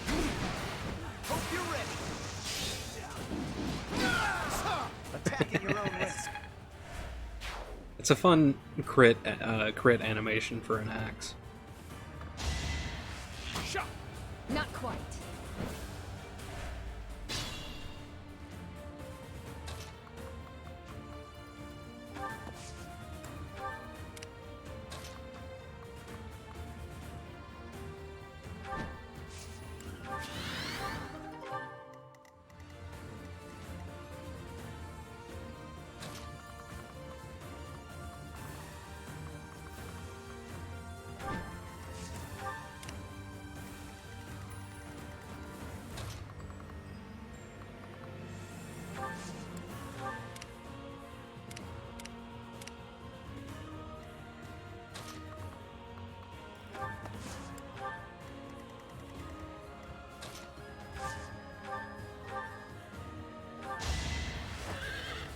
Guess I've got you.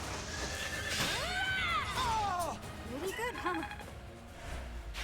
We don't have the guts to resist anymore.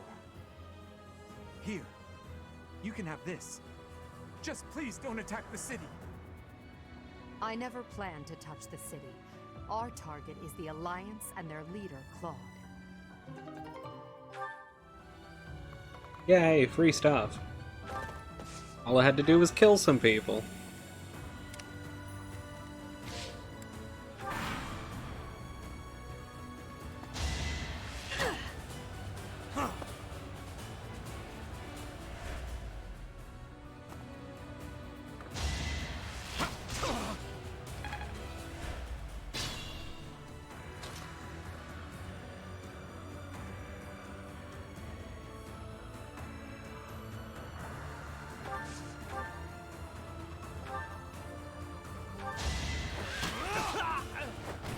It won't be in vain.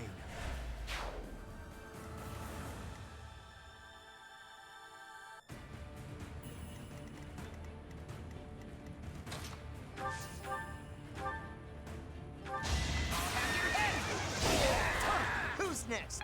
Get in line.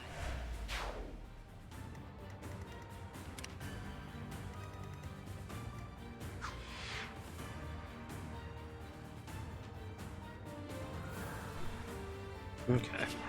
Just making sure there wasn't a,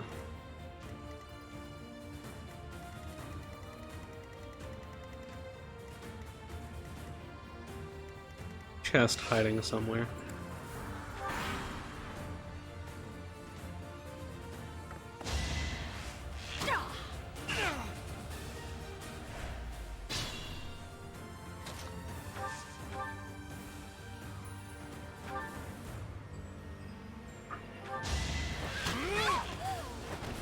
This could turn the tides.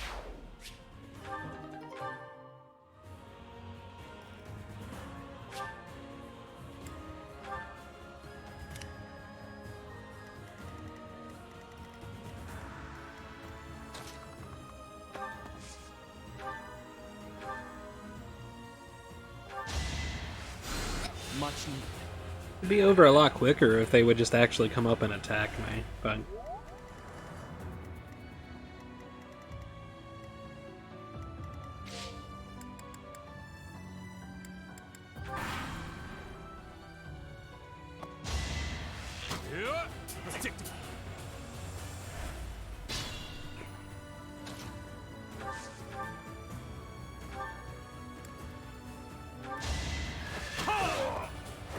It won't be in vain.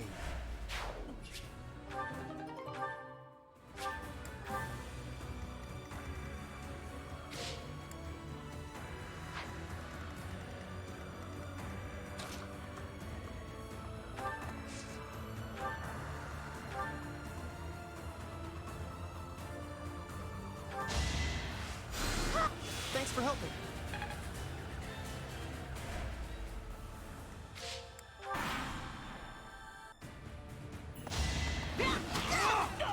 Finally, they attack. Oh, you bastard.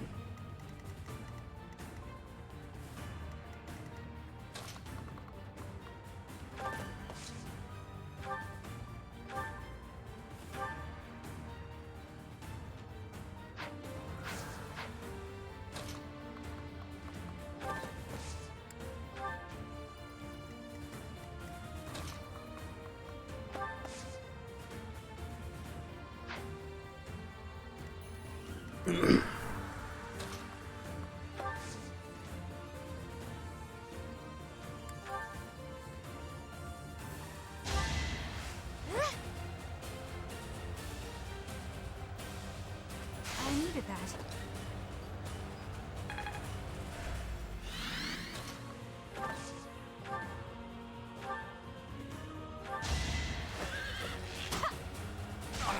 Sorry, but this is war. Still here.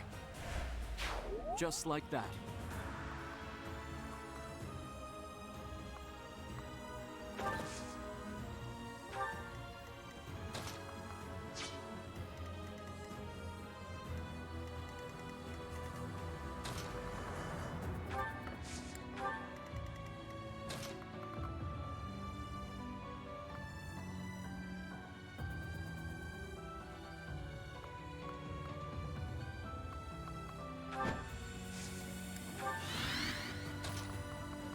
Eh.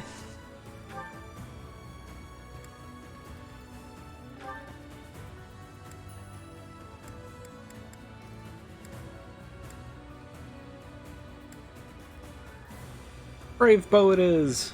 I'm sorry, Claude. Teach, you should have chosen me instead of Edelgard. No point in whining about it now, I suppose. Sorry, but I'll be taking the win today. It's over.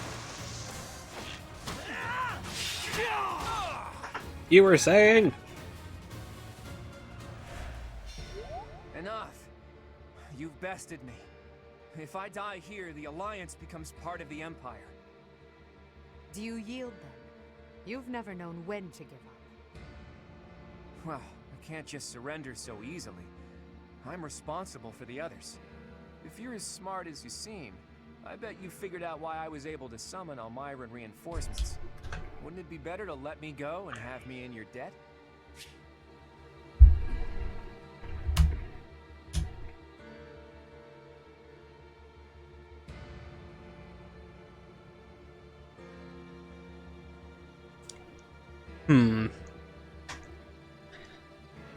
Well, we did Hilda a murder. Or you could capture and ransom him. That's not one of the choices, though.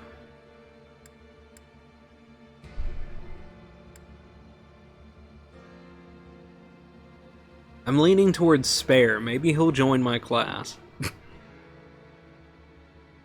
Unlike Hilda, who is dead.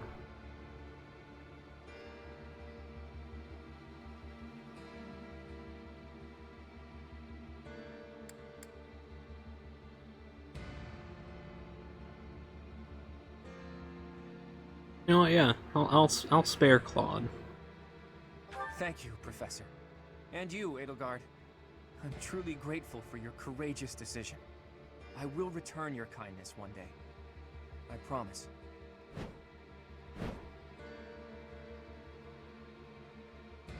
Everybody, raise your voices in a victory cheer. Deirdre is ours.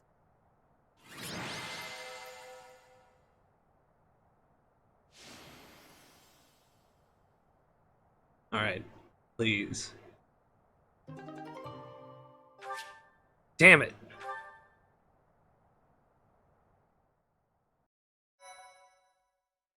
I lost the coin flip. Oh well.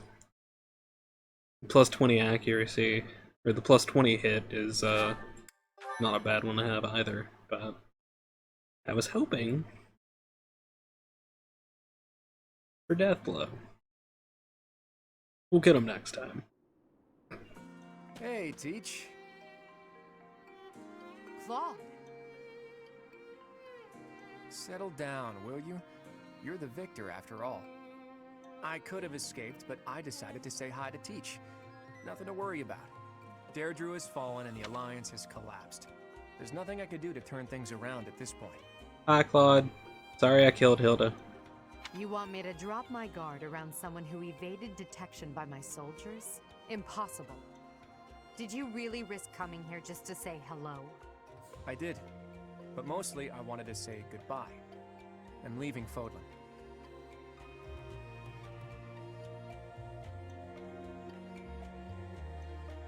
Why are you leaving? I dare say Fodlan would be a lot more peaceful without me around. Right, Your Majesty? It's as you say. So long as you remain here, the faction of the Alliance that is against the Empire will continue to support you. Too true. It's best if I leave this place altogether. I'll just have to find some other way to pay back my debt to you. All I ask is that you go easy on the Alliance. After all, no one there would dare defy you now. And please treat my former classmates well. I've asked them to cooperate with you if I lost. Wait, did your scheming include a plan for if the Alliance lost? You think too highly of me. It just seems that way now. Outside of Deirdre, most of the Alliance is unscathed and ready to join your superior strength. In all honesty, I was hoping to become a supreme ruler and lead Fodlan to peace myself. But that won't be happening now. Claude. Good luck to you, Edelgard. We crushed him in battle, and yet... he really is difficult to understand. Lady Edelgard, Deirdre is now completely under our control. Yeah, As planned, the Alliance's affairs will now be overseen by Count Burgles. My father is coming here? First west, then east. You sure keep him busy. Should the others return to the monastery and prepare to face the kingdom? Yes, thank you, Hubert. Thanks to all of your efforts, our battle with the Alliance has reached its conclusion. However, we still can't afford to be careless. We must now join the battle against the kingdom. With the strength of the Church on their side, they will prove to be a formidable enemy. More than ever, your support is invaluable. We'll need it in the days to come. But for now, let's enjoy our triumphant return. Let's get to it! I'm so happy that the end of the fighting is near. Too bad there's still more violence to come. The Kingdom and the Church of Seiros are worthy for fighting. I will crush them into very small pieces. Crushing wouldn't yield a lot of pieces, but I guess it would get the job done. With the Professor, we can't lose. Probably. Oh no. Are we fighting Lady Rhea? But she's scary. And she'll be really angry. But no way she can stay in her spooky beast form all the time, right? If she could, she would have come and attacked the monastery as many times as she wanted. It may be wishful thinking, but perhaps it is a power that she can only access when the situation is dire. But whether she is the Archbishop or the Immaculate One, we cannot be stopped. Half remains, but half is finished. We are certainly moving forward. No one can stop us from pushing forward. No one.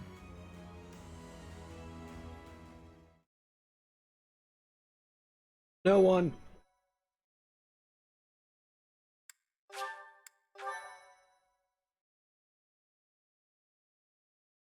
Make a new save. I might try to do that a little differently. Part 2. Crimson Flower. Pegasus Moon. Tempest of Swords and Shields.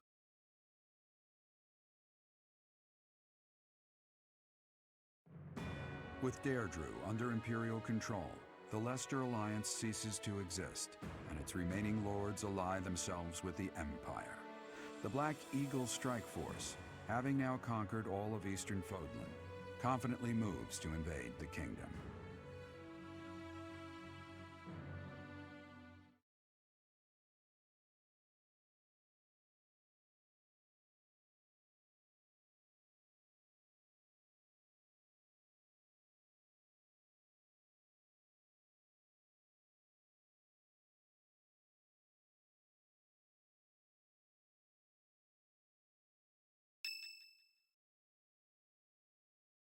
What is it?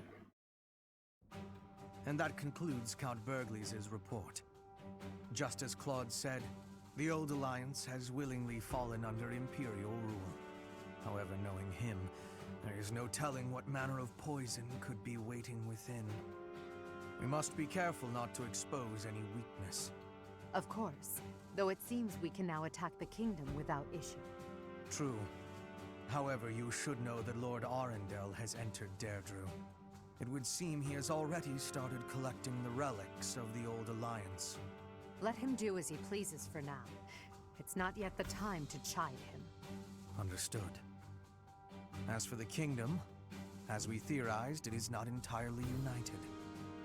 If we defeat the royal family of House Blathed, and a handful of other notable houses, it should fall under our control quite readily.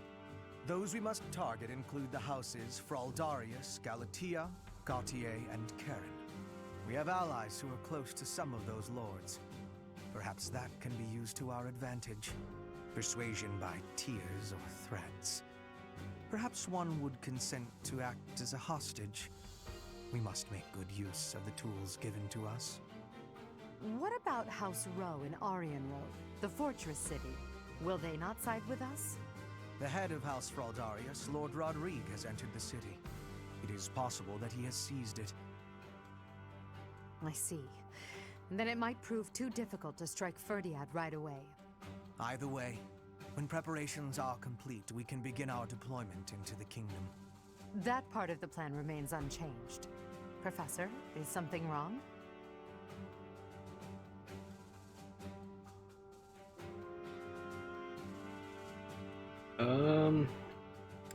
New names.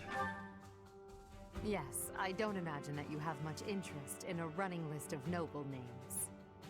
But it matters not. The nobility and the weight of all those names will be gone once the war is over. This month, we must again put all of our effort into preparing for battle. I'm counting on you, my teacher.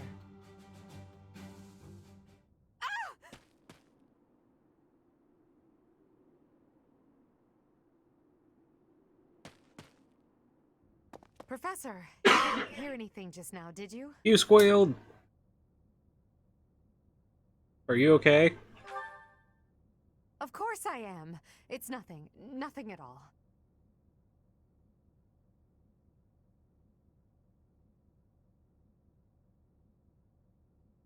Embarrassment time. Cute? Well, be that as it may, it's not your concern. It was nothing. Ah. It's just... well, there was a rat. I don't enjoy the company of rats. I believe I've told you about this before. About when I was held captive beneath the palace. There were a lot of rats there. To this day, I just...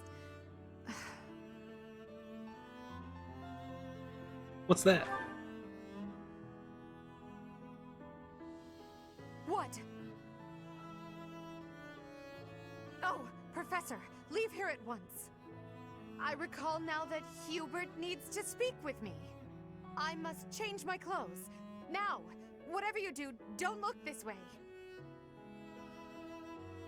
I already saw it. Then forget what you saw. That's an order.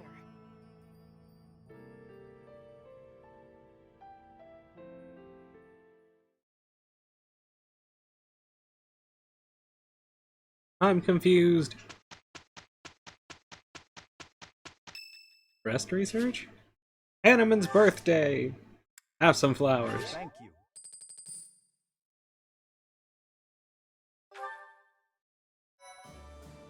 Oh, we've got new paralogs.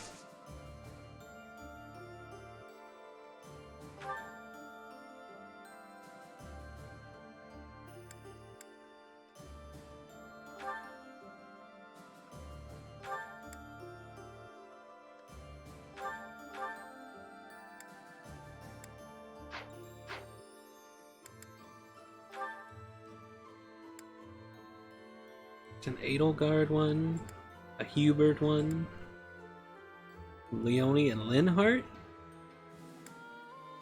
Bernadetta and Patra,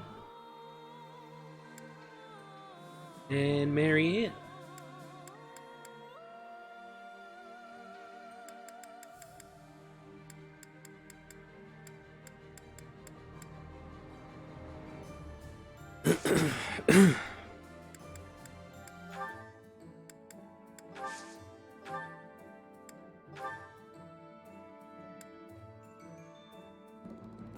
It's a new month. Why is there no...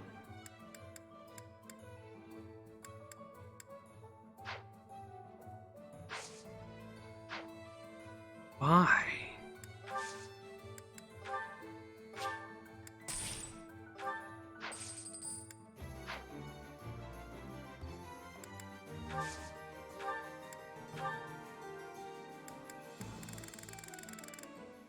The shops haven't reset yet.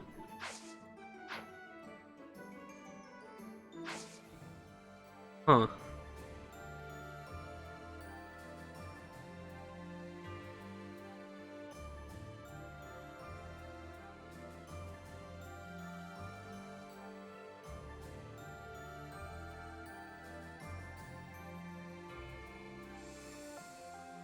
All right.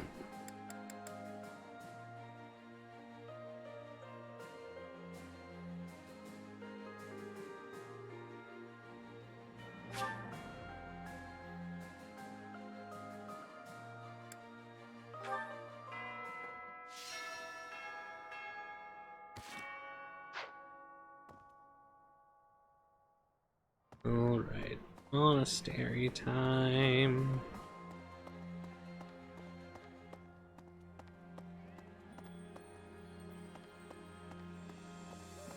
Okay.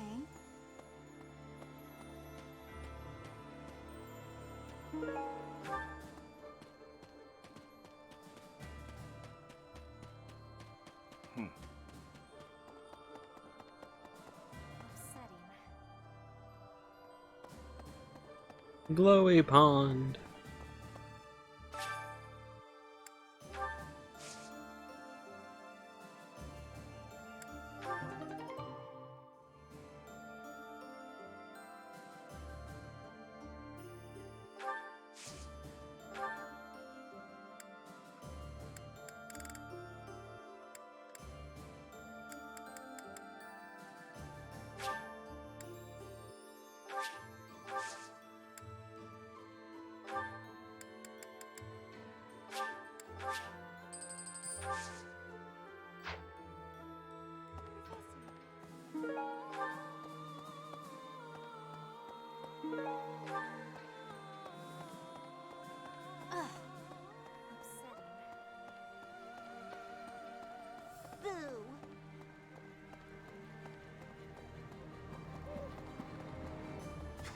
Alright.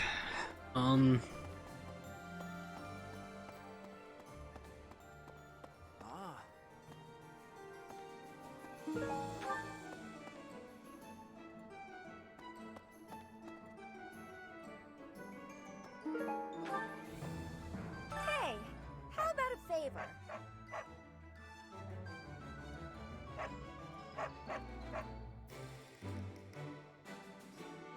Oh.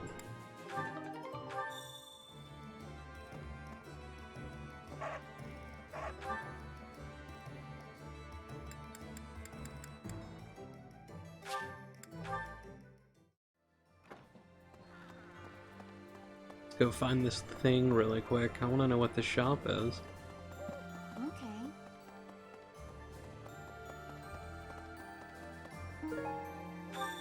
Anna's secret thingy.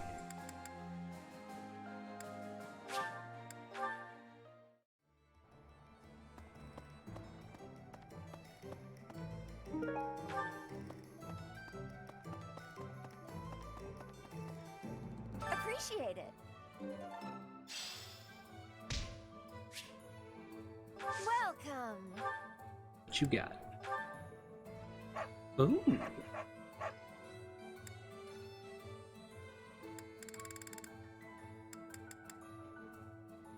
Oh. Okay. I like this shop.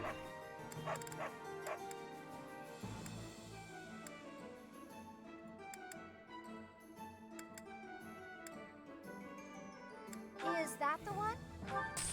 Thanks. Is that the one? Is that the one?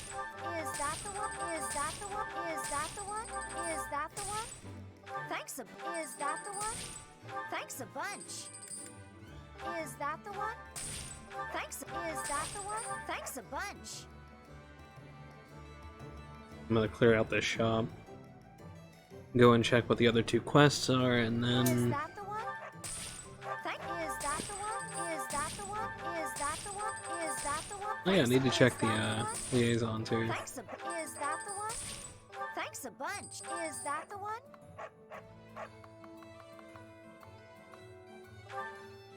10 master Thanks seals. a bunch. It should be enough to cover what we need left. Is that the one? Come back soon. Hell yes. Same.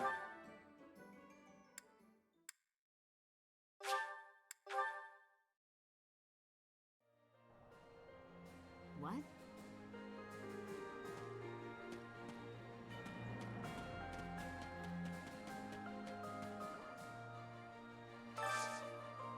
Can you help me?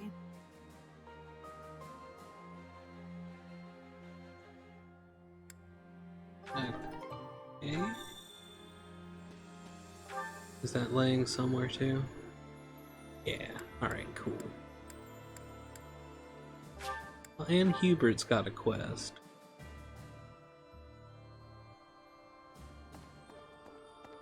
Let me check the liaison.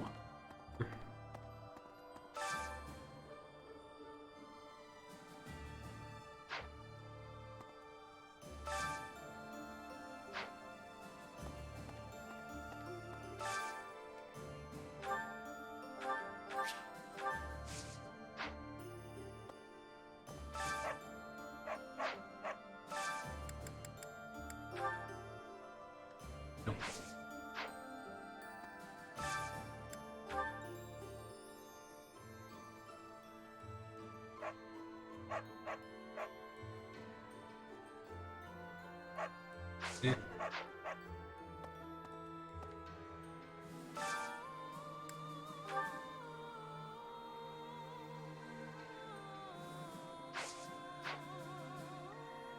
Maybe you have Deathblow.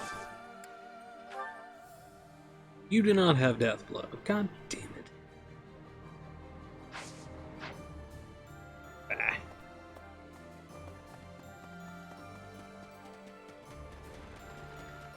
What do you say? Claude Von Regan. What an interesting character. Underneath that compassionate exterior, he was always cold and calculating. Ordinary fools run headlong into combat without even considering the possibility of defeat. But to consider one's chances and to prepare for plans to go awry, that takes real intelligence. I have to say, I am impressed beyond words. I have a request for you.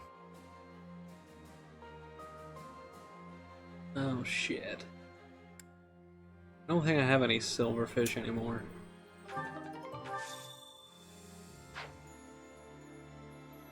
Claude Von Regan, an ordinary... Damn it. Knew I shouldn't have sold them. I knew I should have just kept hoarding.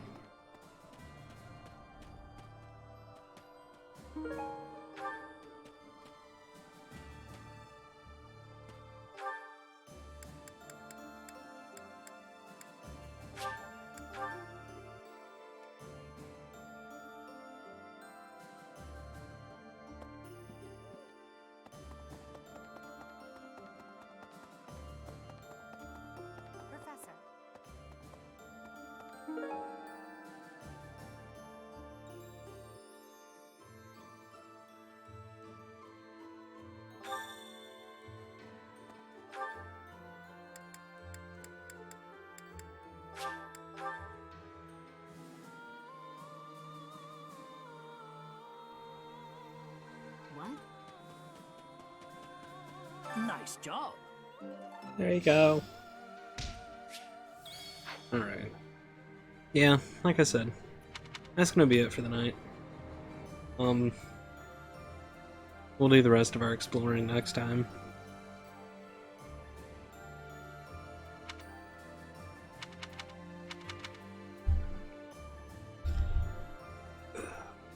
Yeah, that's gonna be it. Thanks for watching. Hope you guys enjoyed. Stay safe out there, and I'll catch you next time. Bye.